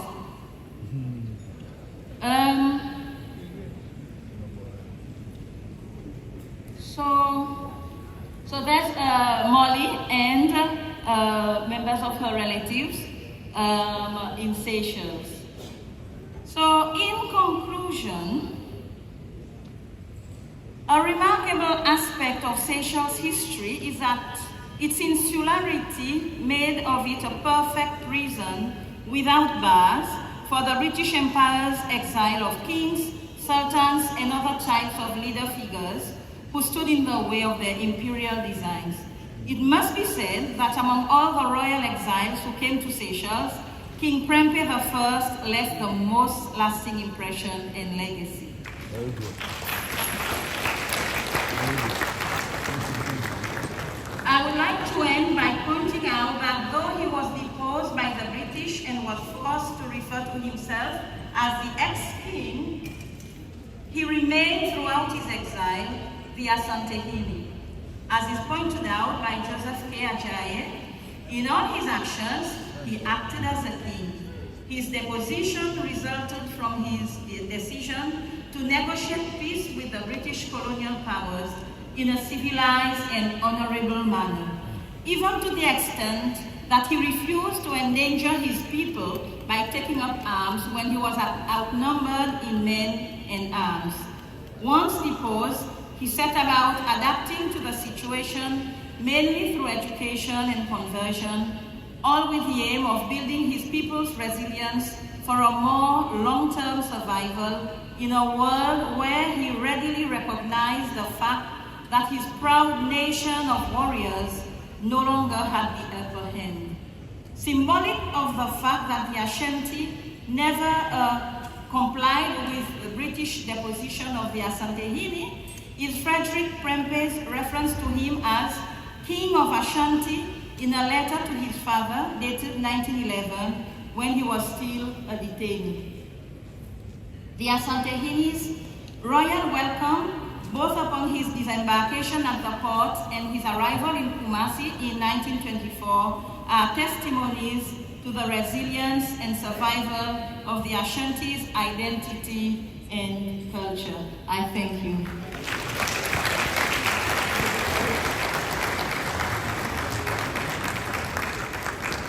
We're grateful to you, Dr. Penda Chopper, Director of Creole Language and Culture Research Institute, University of Seychelles, for giving us that good appreciation of our King in exile.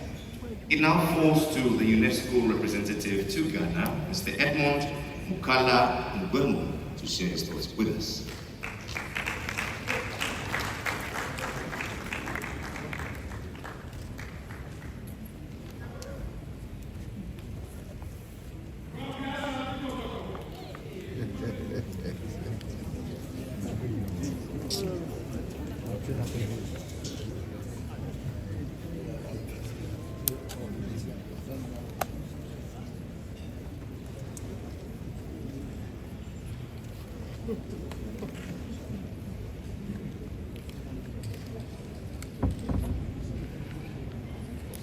Otumfuo Osei to Asante,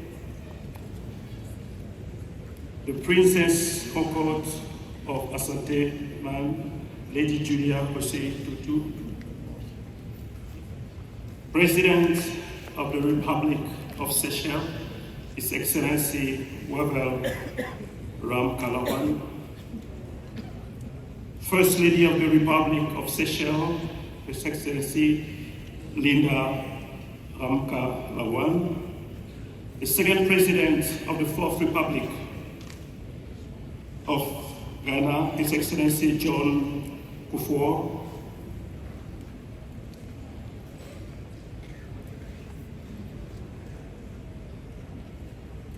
Nanamon, distinguished speakers, distinguished guests here present.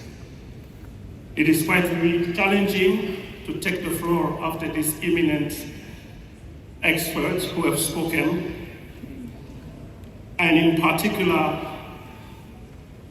living this extraordinary historical moment that we are all witnessing today, and representing the United Nations institution here present. I'm really humbled, really, to take the floor and not to acknowledge that as I see the President of Seychelles here, we are actually celebrating also the hospitality, though in hardship, in hard times, of Seychelles, in enabling us today. If we're enjoying what we are witnessing today, it is also thanks to that hospitality and the deliberate effort done by the Kingdom of the Republic of Seychelles. And which brings me really to the realization, as our last speaker really highlighted, that we are celebrating the Ashanti Kingdom has also extension places, and in particular the Republic of Seychelles, which today I have learned a very powerful truth, which one has to be now careful that it is not just in Ghana, but when you go to Seychelles, you will also find Ghana.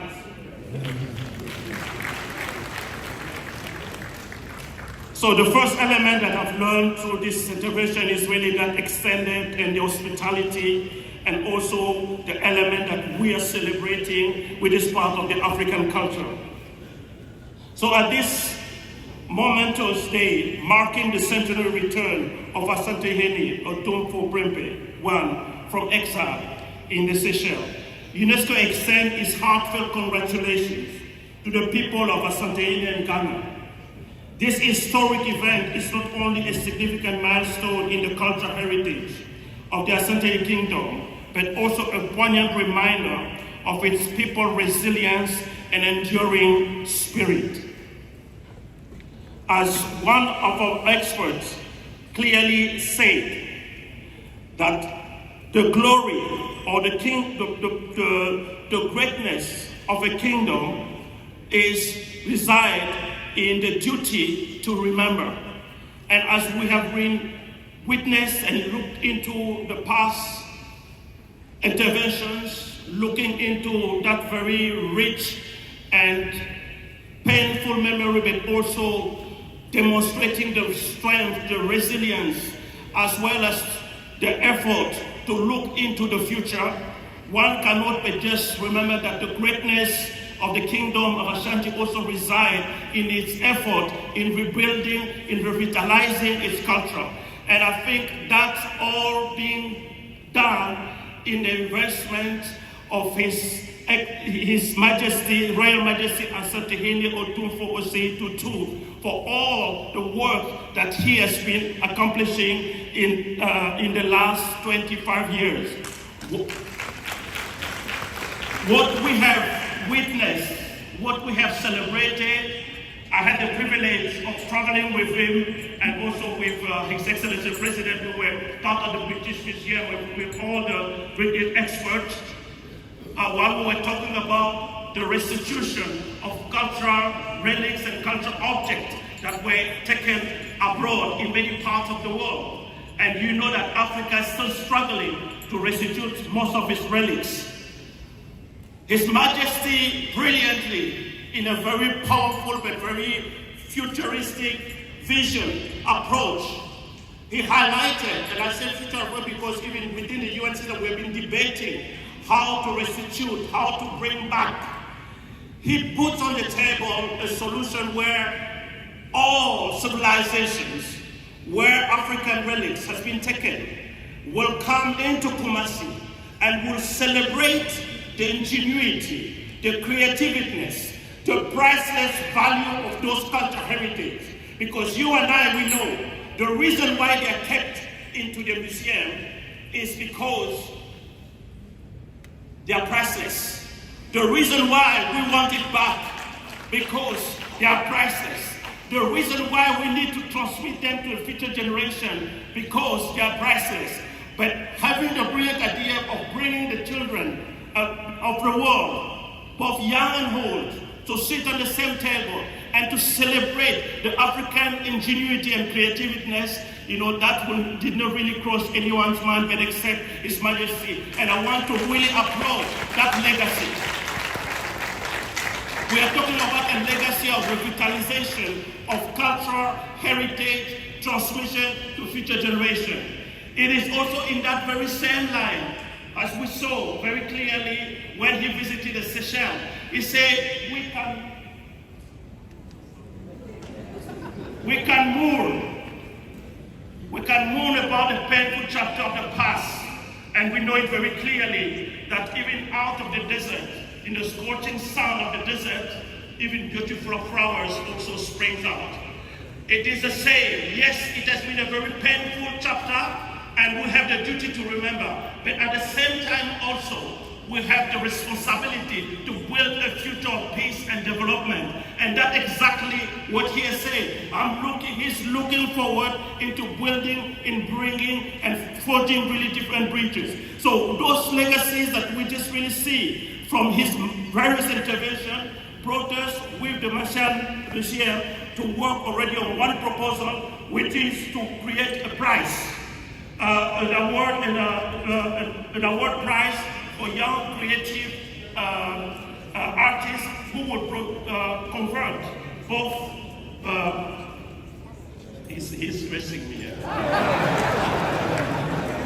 I tried hard not to read the speech because it's so long, so I just tried really to summarize.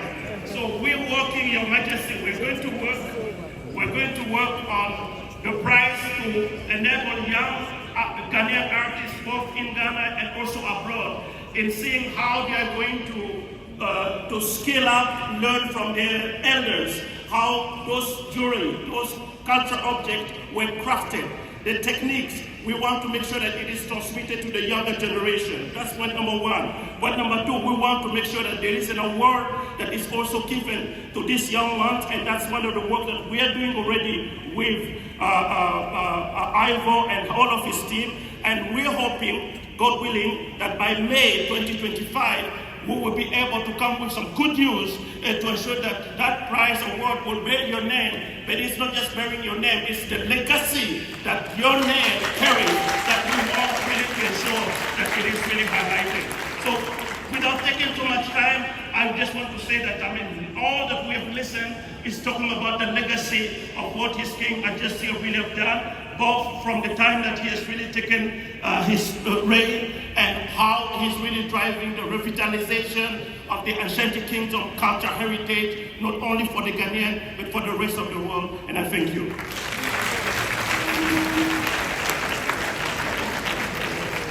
One more time, a round of applause. Mr. Edmond Mukala Nguemo, the UNESCO representative to Ghana. Thank you for going forward. You are indeed a wonderful gift to this occasion. And now, Your Majesty, Your Excellencies, ladies and gentlemen, prepare for a breathtaking experience as I give to you the Center for National Culture, Kumasi, and the interpretation of our King, Nana King Prempeh the First.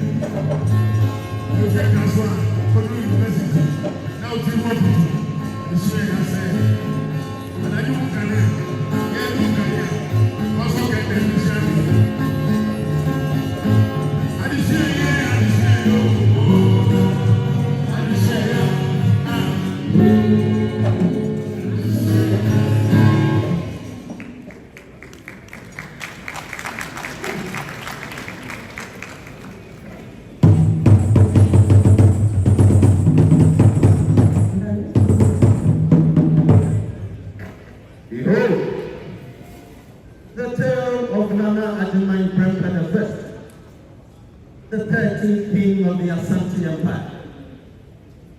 A reign marked by a riveting saga of turmoil, conflict, heart-wrenching tragedy, and heroism. This fearless leader, who ruled from the 26th of March 1888 until his death in 1931, faced countless challenges for grievances. Prempeh's ascension to the throne was marked by a brutal civil war, which left deep scars and divided royalties among the Asantes. The states of Mampong, Kukufu, Nsuta, Adansi, and Dadiasi refused to recognize his authority, while Kumasi, Pekwai, Japing, Ejuso, Ofinso, and Nkuranza stood by him. And yet, as he navigated these treacherous landscapes, Prempeh faced an even greater threat: the British Empire's relentless pursuit of control over the Ashanti Kingdom. With his unwavering dedication to preserving Ashanti sovereignty, Nana Ajuman Prempeh resisted British deals and sweetheart proposals, sparking a maelstrom of conflict and intrigue. With a heart full of peace, he defended his people against the British. And yet the British, determined to destroy Ashanti sovereignty, sowed discord among the people, turning brother against brother and chief against chief. And yet, Nana Ajuman Prempeh remained resolute, willing to sacrifice everything for the sake of his kingdom. The British exiled him to the Seychelles in 1896 for his defiance. But even in the darkest depths of despair, Prempeh's legacy endured, inspiring generations to come. Join me on this captivating journey into the heart of Asante history as we unravel the complex tale of Nana Ajuman Prempeh I, a monarch who embodied the very essence of courage, wisdom, diplomacy, and sacrifice.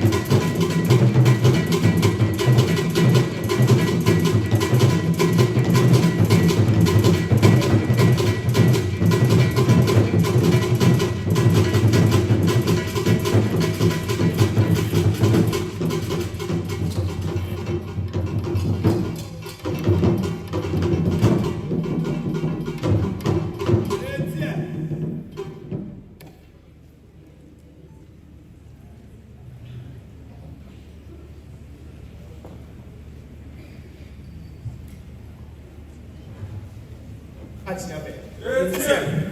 Tiemento Nanano Mamsa, my one, my papa.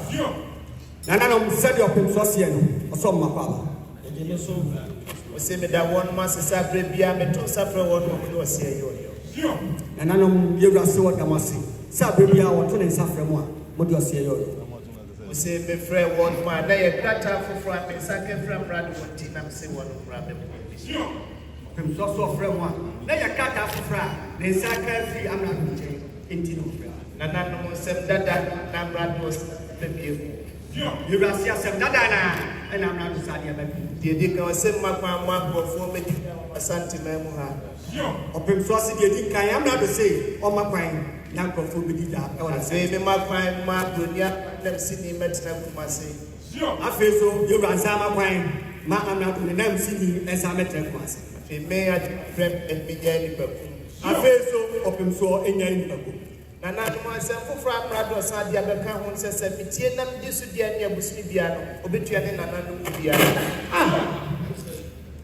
I feel open so say, Yamado, Sadia Tetri, said, so what dear Nessama or Yabano, no this would ya, and you went ya, now prepare, with Yanica, went Yamon and Anamus. And I said, man, the man for say, I know you're so the idea, Papa, to my dear son, not the actual one that you are saying, I'm not to say, you went here, Nessa or Debano, Nasa when you see and you're about between our prepare so now what the Atribuana, I be seeing us. And none of my friend, one way is a for Brado Sadia. And I know you are so friend one. Now when you send for Fra, I'm not on Sadia. And I know Madama said your prince was here. Madama, and I know was her father.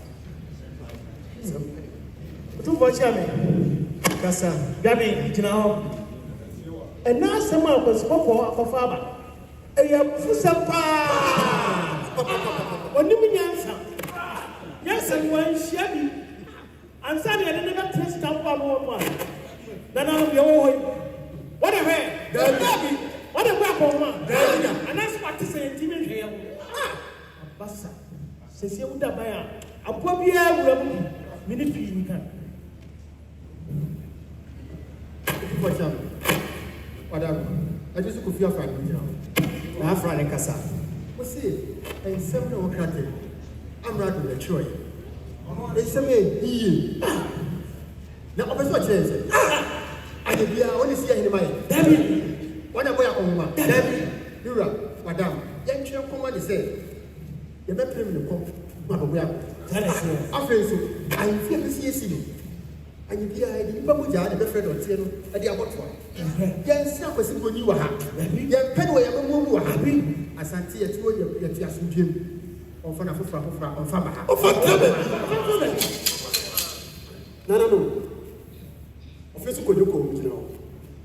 But you see, Sabona said what that year was so sendable. I was going to call your dad.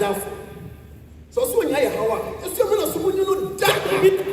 Say, what listen, which I know him from the Yajana was so quarter, you are trying to come to me. It's a beautiful, and I assassin of Bessia de Mano. Never did it. A Japati, I am do what I play a woman. And then what did it? David, I see the attack. And Anna, for Jamie, a down man, you know, Cassa. I said, me, the can't Canada. And Papa Muaba, Ama Mampo, Cocofu, that I say, near dancing, I could tea at your mother, and I'm going to say, and the same way, Timida.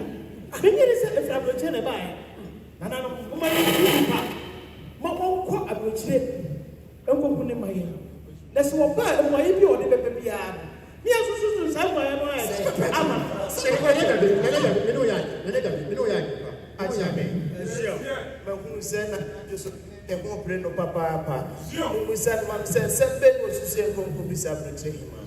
Now just say, Madama, said an apprentice was to say, somebody may go to the for Charlie, whatever. You're quiet. It was what the mom now to check crack and play. I feel what to say. Or what to not one. No, to grow. You're right, Madama said, and I'm a Say, I'm radu above for the corner, so on the cancer. I am above one from Mama. And now, Madame, I said, you last year. Madame, you can't help me tell him, I said, you sent to me, we had you. Obey him and your hidden money. See the medical of Antonia, not what to do. Now, prepare, Madame, said the Nanan Cielo. Achame. Tiamentuna Nano Mam say, I need what they are Kadaya, a peso bubble as you so I'm say. Nananum, Sadia, now Papaciano, or see a feel so, Nipo peso between the wall. Yama, and also what they done and I can, and also Sandy and Canton. Watch out, Madame, and your catcher said, the Virgin, in Pia, who are often Pepia, and in your dream, and a town. For when you never turn on a jetty, you can't remember your massive. Don't fail for the about that Jimmy and the bus answer. What did you play?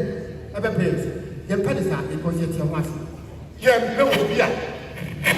What do you promote to the way? A bus again, get a slow time. After Madame said, and I'm saying. Achame. Tiamentuna Nano Mam Simi da one mass papa.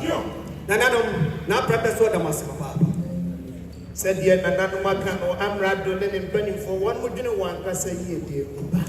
Said an apprentice, or some other Nenadom, or what you want as a year. Now, yes, so young trust myself on fire. Say, you are seeing trust, and my answer, as some of fire. See a baby and Camposico. See a tear baby and Camposico. Young Pony, Yentian. Yes, the person church anymore with the change of person better chance. Now, so I was going to church anymore with the change of person better chance at my Achame. Tiamentuna and Mamma Service, mechanic pay numbers in the minute to my young Chapels for Ramu, the other. That's you're welcome. Nananum, such an unprepared. At my pump what's the other?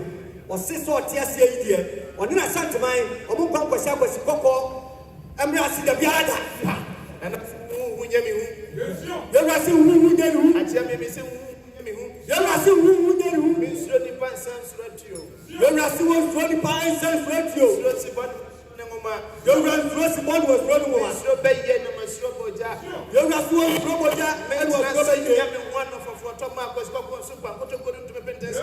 Your Rassi one sour and Yano and a photo. I'm young Super, what to go do, and to the Pentas of maintenance and Yamuko Marcos Coco. Your Rassi one Trassin and Uko, and Marcos Coco, but telling you, Nana will be in your Bema Simi at my brother was.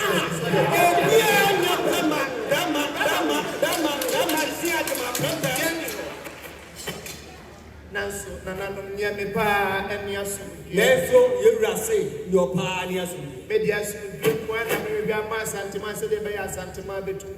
You say only as you give one or Pama Santima, send a Baya Santima between the pass you get to grab and BBC a bench as well as Santima, Metrosa from Brother Self Repping. You're a pass you get a Brian and I don't see a Jaffo or Tony Safra Nado. So often and equal to Achame.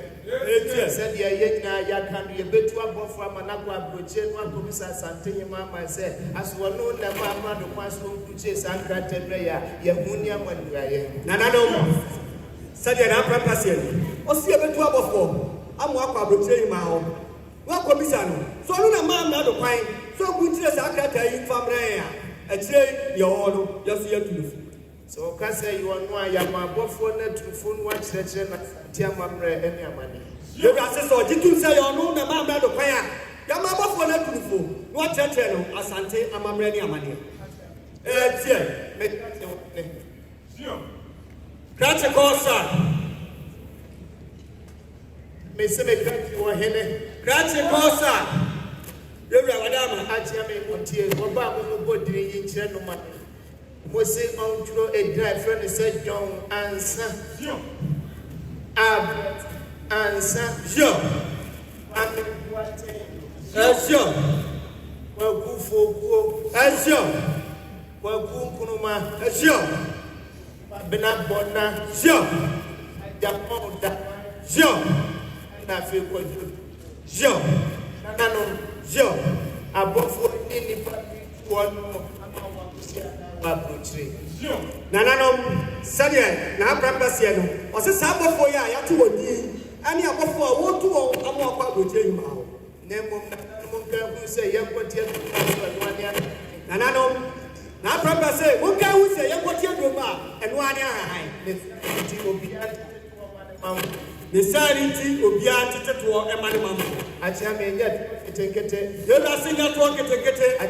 Nyɛ toɔ ketekete. Yɛwurase nya toɔ ketekete. Na mmom ɛtoɔ akɛseɛ. Yɛwurase toɔ akɛseɛ. Akyea me sɛ ɛtoɔ akɛseɛ. Yɛwurase toɔ akɛseɛ. Na sika ɛbɛnya firi saa toɔ. Na sika ɛbɛnya firi saa toɔ no. Yɛde amabɔ yɛakɔ aburokyira. Yɛde ama abɔfoɔ no dɔm de akɔ aburokyire yi ma. Akyea me. Ɛyɛ o. Mumusa banti mama memra meka sa meka toɔ no hu sɛ wɔyɛ ne nsa sɛ na nsɛ matuo ne bu abasafo sɛ nketesi awuwa ne wɔn mo da mo dodo enti omu be adwene bɛ na aba ne kyerɛ. Atuma asɛdeɛ na Prempeh sɛ no sɛmpa. Tu for cham. Yɛma ne tiora. Sɛ bantama sɛ nkaba ɔko a nkama na medi kan. Nso yɛ akɔyɛ ko na yɛ nananom yɛ tu ɔno akɔsi a na ɛkɔ abɔkyima mu bi atete toɔ na meka sɛ bi adebia no nananom ɛbɛbɔ ne tia bɔ na n'akyi dɔ na ɛtoɔ no wɔntuma tena kɛseɛ nti na meka ntaadaw na Prempeh wɔde ama sɛdeɛ bantama seɛ no. Ɛdeɛ wɔsi sɛ saa na bantama ka deɛ ne bantama no bɛkyerɛ ɛda na sɛ papa. Na Prempeh se pa da hɔ wɔyɛ adeɛ daseɛ mu kɔtea yɛwura.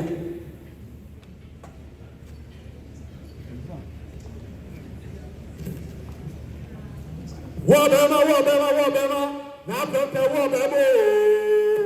Yeah, na Prempeh wabema. Wabema, na Prempeh wabema. Yeah, na Prempeh wabema. Listen, wabema, na Prempeh wabema.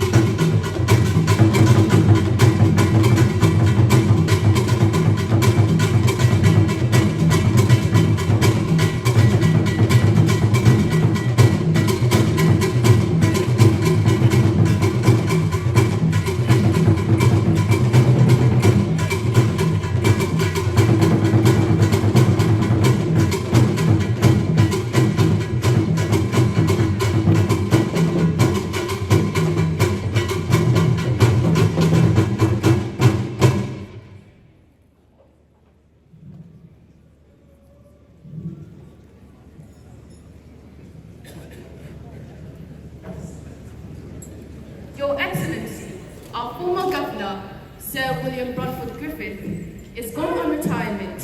As a result, Her Excellency, Queen Victoria of the British government, has has appointed Sir William Maxwell as the new governor of the Gold Coast. Thank you, gentlemen. It is a pleasure for me to serve with the best elite of scouting, of military tactics and administration. It is an honor, but also a deep responsibility. As you know, the European powers are racing for war. They try to get as much weapons as possible needed for that to tap into new markets, fueling their industry, being able to secure the different resources. And the world is not for a period of peace. We are preparing for war. We are not nice and gentle anymore. This is the reason why my first task has been given to come here in Cape Coast and to resolve once for all the Ashanti problem. This should be interesting. The Ashantis are not going to give up without a fight. Your Excellency, in 1891, Benford Grey offered to take Ashanti under British protectorate. King Prempeh, confidence in his effort to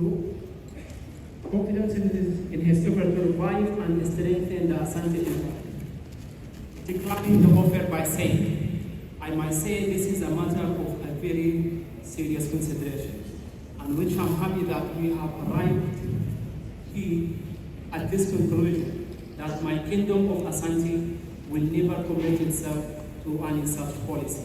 Ashanti must remain independent as of all, at the same time being friendly with all white men. Exactly. That's where the whole problem is. We are in conflict. We are preparing. The Germans are in the Volta region, the French in the Côte d'Ivoire.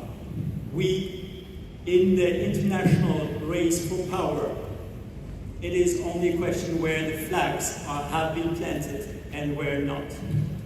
We have received your different reports in London. We have analyzed them deeply. Thank you very much for all your effort.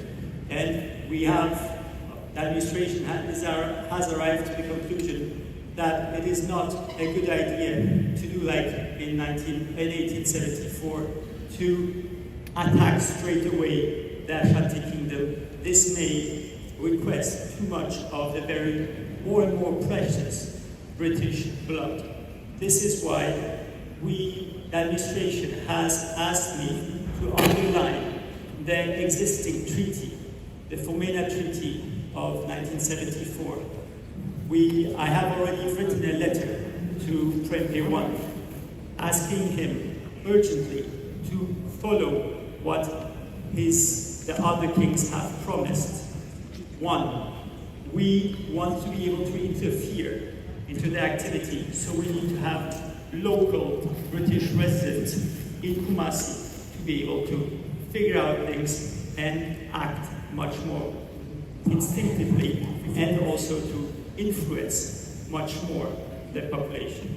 Second, we need to have our markets, our goods float the market, destroying the artisanship. Three, we need the local population to hate their own traditions of their fathers to come to our civilized world. Fourth, it has been promised that a lot of gold will be paid.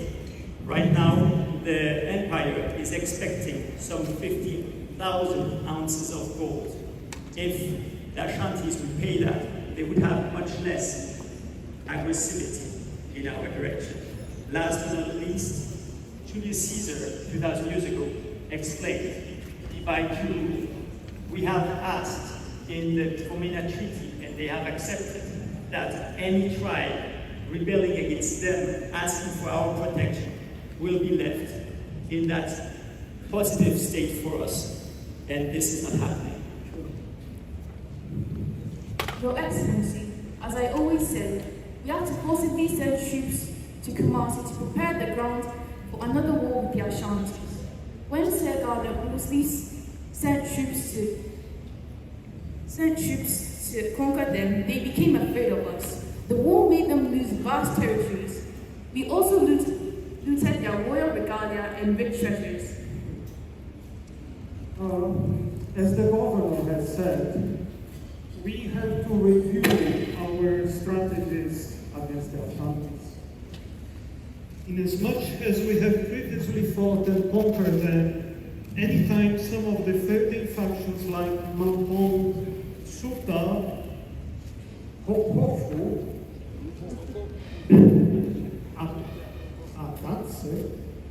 attempt to join our government, and then unexpectedly they change their mind. Yes, I know the king is very politically powerful, but we have to find another solution. We have to take action. Exactly. Your Excellency, I think we have to send soldiers and arrest King Prempeh and put him in prison. Yes, this might be a very good idea. Your Excellency, you have a visitor. Yes. Your Excellency. Yes. This is Pamitia, an informant from Asante. Be welcome, Pharmaceutical. You are welcome in this place just like yours. Hey, Abazima. I'm not listening. They can't tell that on my papa. Abazima, do what?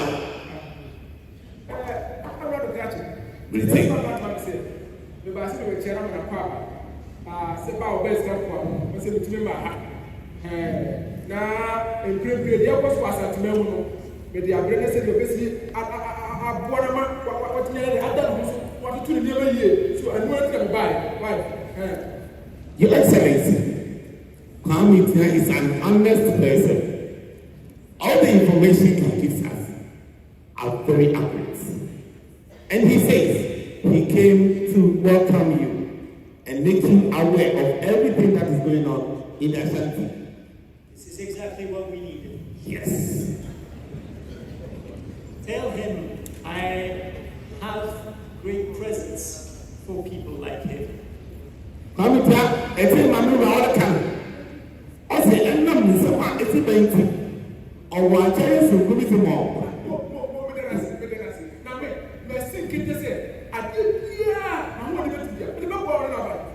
Okay.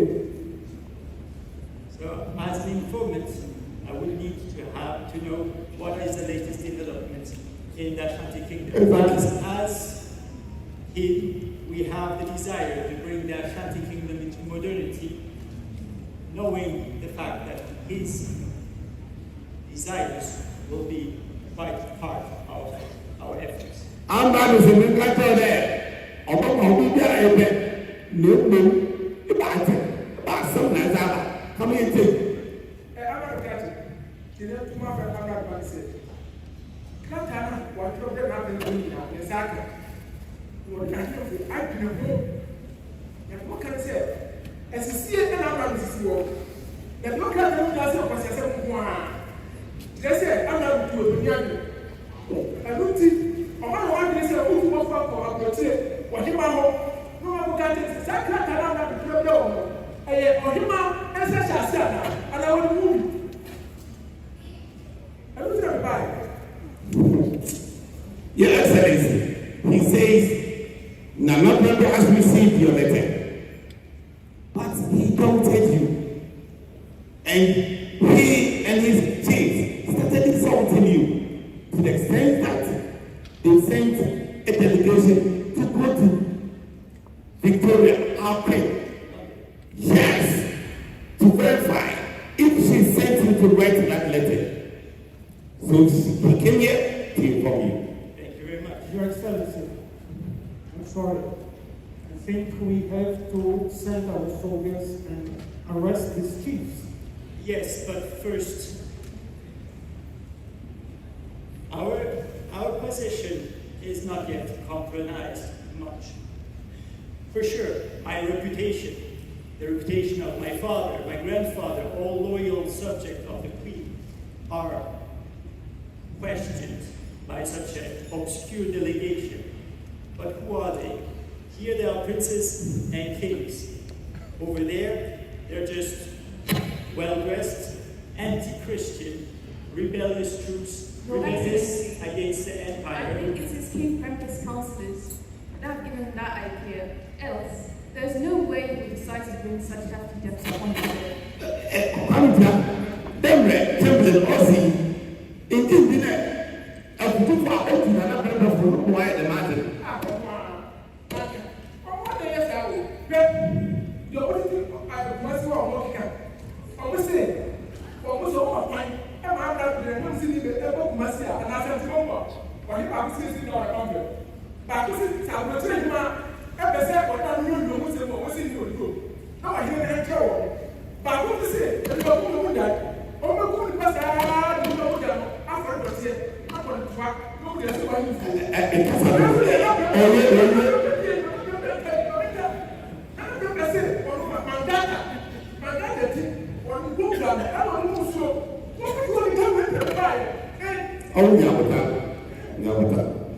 I will just tell Otumfuo that I have increased the present because of his goodwill.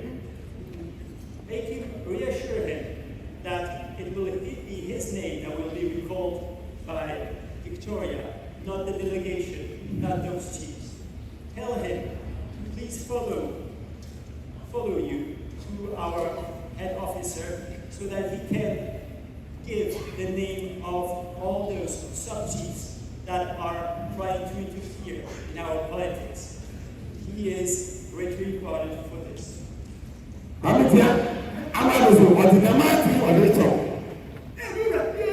Hey, Tim. And one time, I was there information.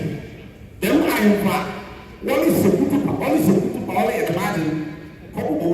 You bet you won't know. Yes, I'll leave you. Come here. So that you give me the list. Great. Gentlemen.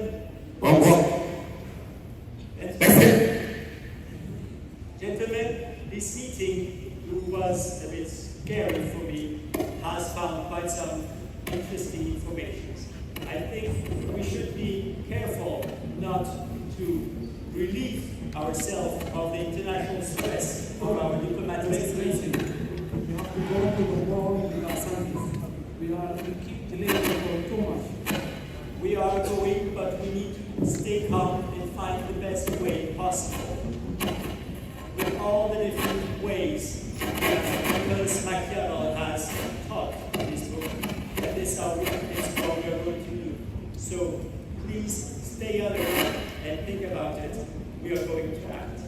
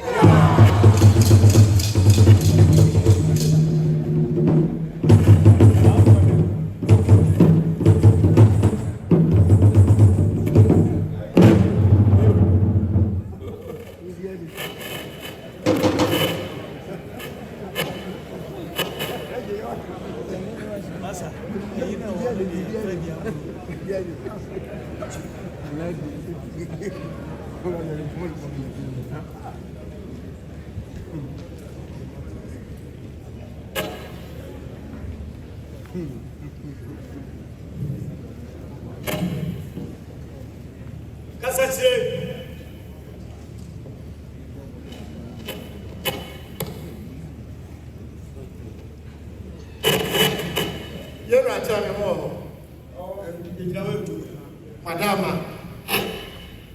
it's an SSA. Yamayura Kaba, Yamohima tell ya Panswa Kaba. I feel Otumfuo my head, so we like na Yania Hima, tell me Wamra. Yabayana that here. Those are fresh happened on my head. No problem. Brigisi, the same said you. Said your name of Poine. What's your name? So man to buy a sign. I'm not watching a supreme. I'm back and can say. What's your man to say? One for a chairman and why man. That's what I said. What's your town yes at mine and yes, Gagenti? Or take Carolina so, Obunano, a net, do that. Whatever, from one, Hima, my uncle, and what son of her, and your friend India. It's here.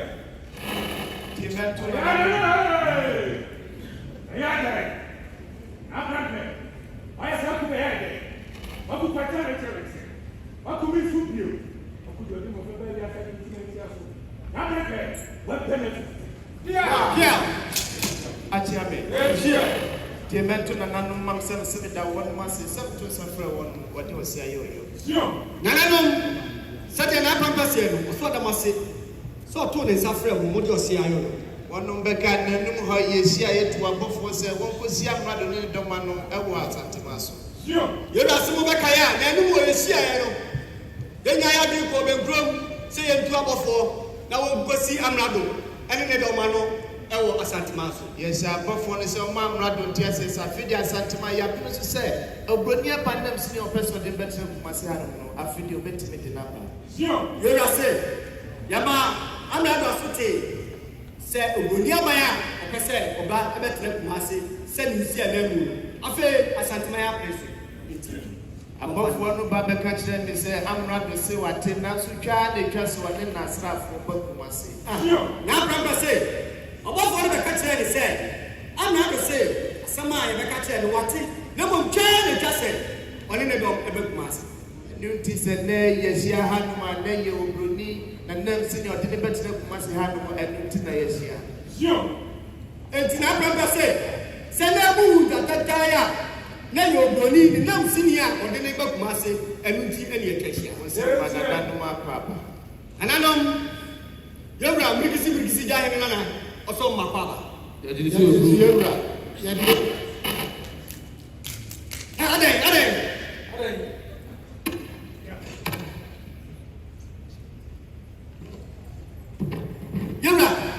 Wadama, I am one man to say, I'm not Nenedom. About the group. Or the soldier form getting a one at the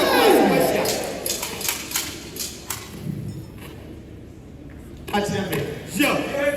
The mention and Nanum simple beer management. Nanum, not purposing more beer management. You did the Asante. You did the Asante. Young one in the Papa was as is why you danced young before. Young one in the Papa was as is why you did a trap before. And I know President Monty as I was Santini Papa didn't remember Gajani May was at the head when you. Then I say, oh, Monty as I said, Santini Papa didn't pray. I must get that and I'm not ready yet.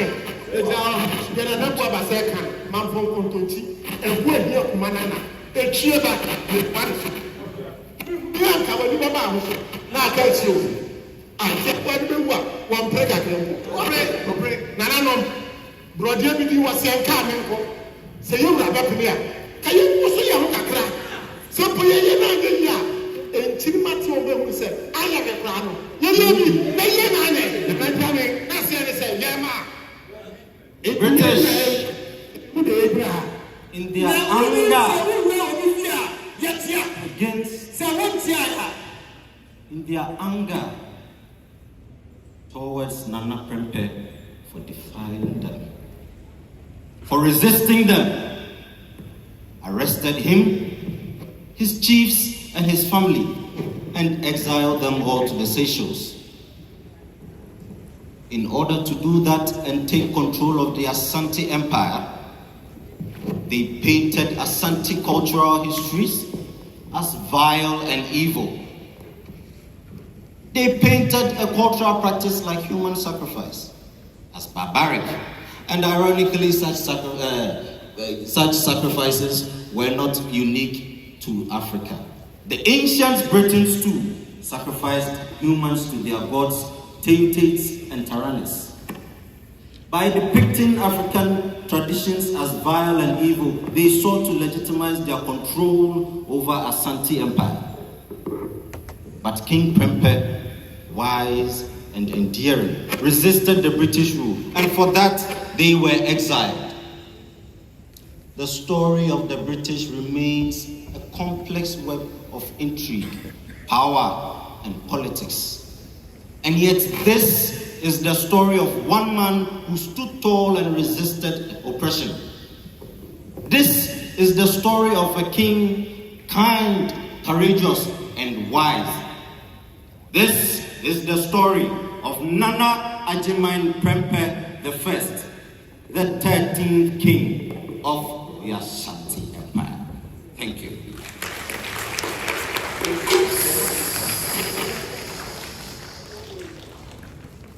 Your Majesty, Your Excellencies, distinguished ladies and gentlemen, Your Majesty, if it pleases you at this point, humbly I ask that as many as can, we observe a celebration of those who parted in the Seychelles and could not make it home. For they too have been and continue to be the bearers of the heaviest burden for our freedoms that we enjoy today.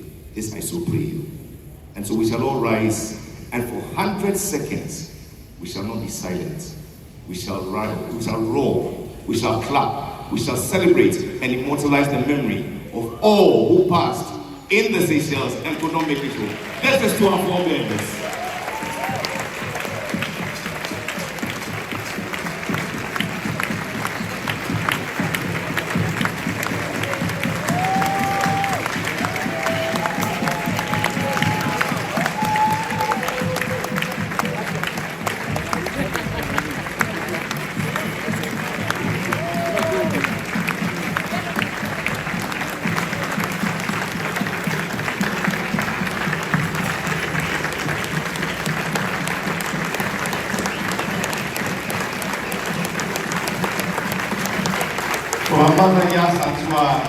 The great Anisha, to the least who passed in glory in the Seychelles, receive rest in glory, your legacy lives on.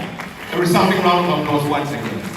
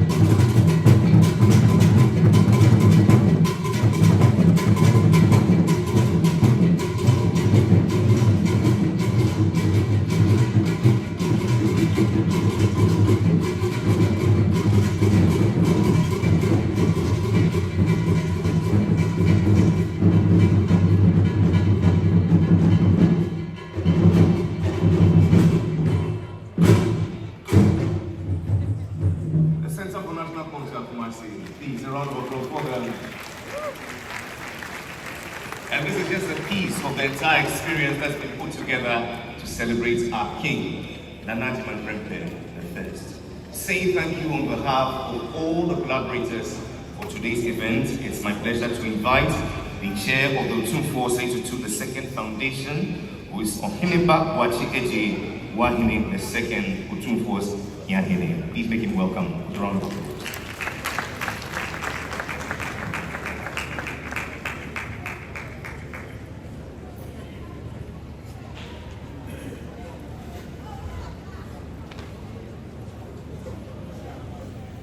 Royal Majesty Otumfuo Seychelles II, please permit me to express our appreciation for today's event. It is only because of your vision, wisdom, and resourcefulness that we can all experience today's activities.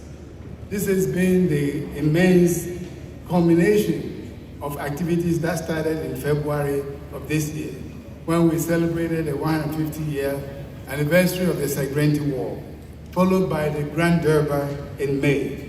And now we have the 100-year anniversary of the return of King Prempeh, the first from Seychelles.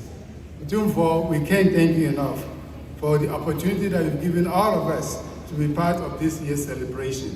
It has been a year that we can never forget. And for the Excellency, Your Excellency, President of Seychelles, Weber Ramkalawan, and the First Lady, thank you for taking time to cross the ocean, which our King Prempeh also traveled to come and join us today, and also for the next 2 days. It's been incredible. And for all excellencies, former President Otumfuo, Excellency British High Commissioner, and Nanano, we thank you all for joining us today. It's been unbelievable. What we've witnessed today is one that will go down in the annals of Asante history.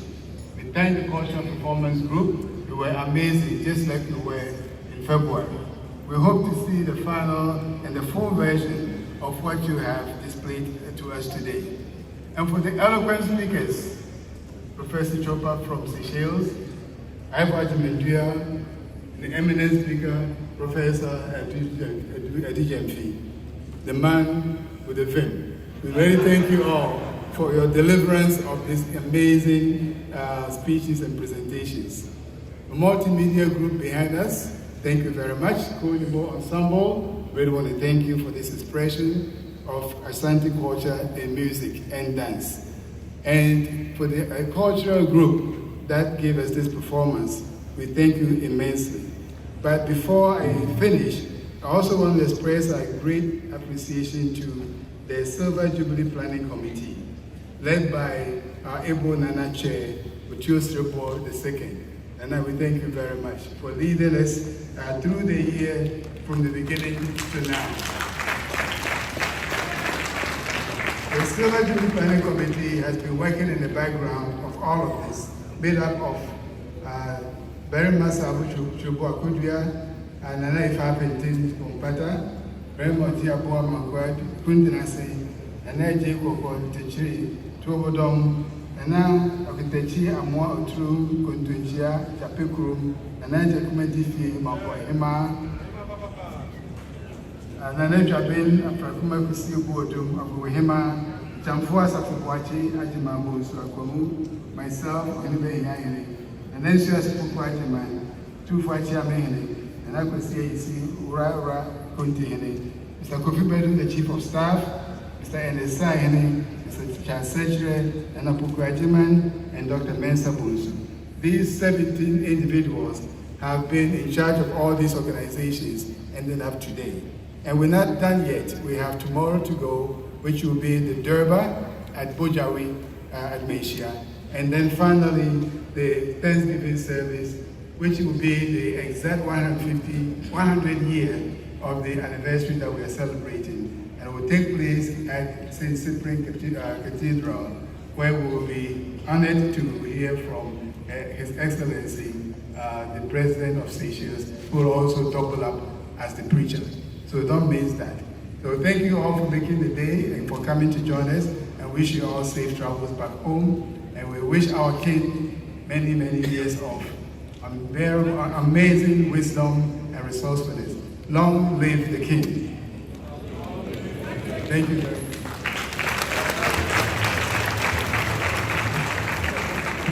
Many thanks to you, Otumfuo Siahene, Chairman of Otumfuo Seychelles the Second Foundation, Oheniba Wachi Eji Wahine the Second. At the end of this event, that's after the prayer, Your Majesty, respectfully, I shall invite you together with the official party for 3 sets of photographs. I think that's agreed upon. And so today, God Almighty, and the whole world call on us to answer one important question. What are you willing to sacrifice for Asante-Man? For our father, Nana King Prempeh, it was his life, his freedom, his everything. May we respond favorably when that call comes, and may we leave a legacy as enduring as his. To you, our father, Nana King Prempeh I, we see rest in glory. Your legacy lives on. To you, Otumfuo Seychelles the Second, we say, long live the King. Agree with me, therefore, as we receive, to close us, the Archbishop Emeritus of the Anglican Church, Most Reverend Professor Daniel Yinka Safo.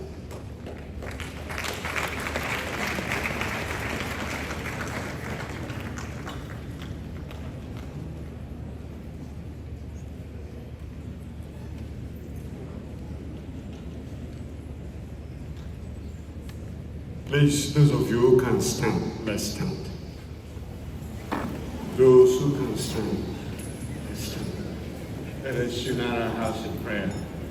Almighty and ever-living God, Creator of the nations of the world, we give you all the glory that you created Asante-Man. We thank you for the solid history you've given to us as a people. We thank you for the heritage you have given to us and to the nation Ghana, which we share with the world all over. Thank you for being with us at the beginning of this program, and you have brought us to a safely end. Commit all ourselves into your care as we leave this place. We know we can't leave your presence. Go along with us wherever you brought us from. These and many other blessings we ask for ourselves through the might of Jesus Christ our Lord. Amen. Amen. The Lord be with you. Depart in peace. And to God's gracious mercy and protection do we commit you all. May the Lord bless you and keep you. May the Lord make his face to shine upon you and be gracious unto you. May the Lord lift up the light of his countenance upon you and give you his peace. Now the blessing of God Almighty, the Father, the Son, and the Holy Spirit be amongst you and remain with you and all your loved ones, here and elsewhere, this day and forevermore. Amen. Amen. Please, you can sit now. Humbly I invite Otumfuo, in the company of the Princess Consorts, Your Excellencies, the President and the First Lady of Seychelles, please proceed for the first photo.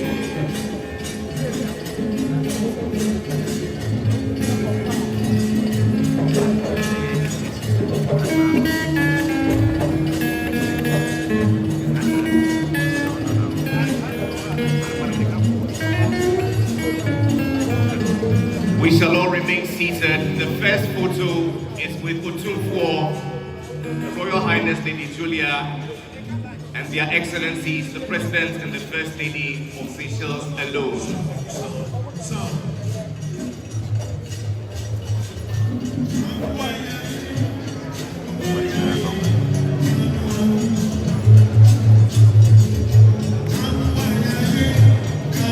For the second photo, I shall invite His Excellency President John Otumfuo, the Regional Minister, Her Excellency Harriet Thompson,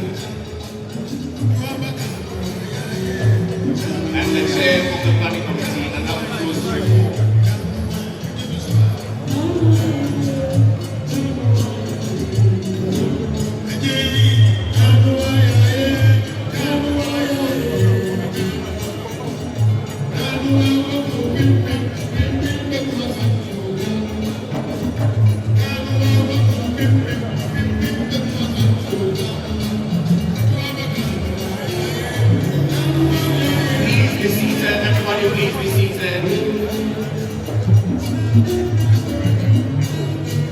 We leave after Otumfuo has left. Please, everybody be seated.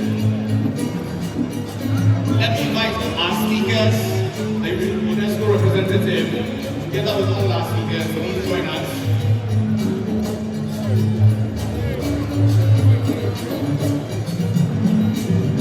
And the last photo will be with all the members of the planning committee. The last photo with all the members of the planning committee. Please come on stage. All the members of the planning committee, please come on stage.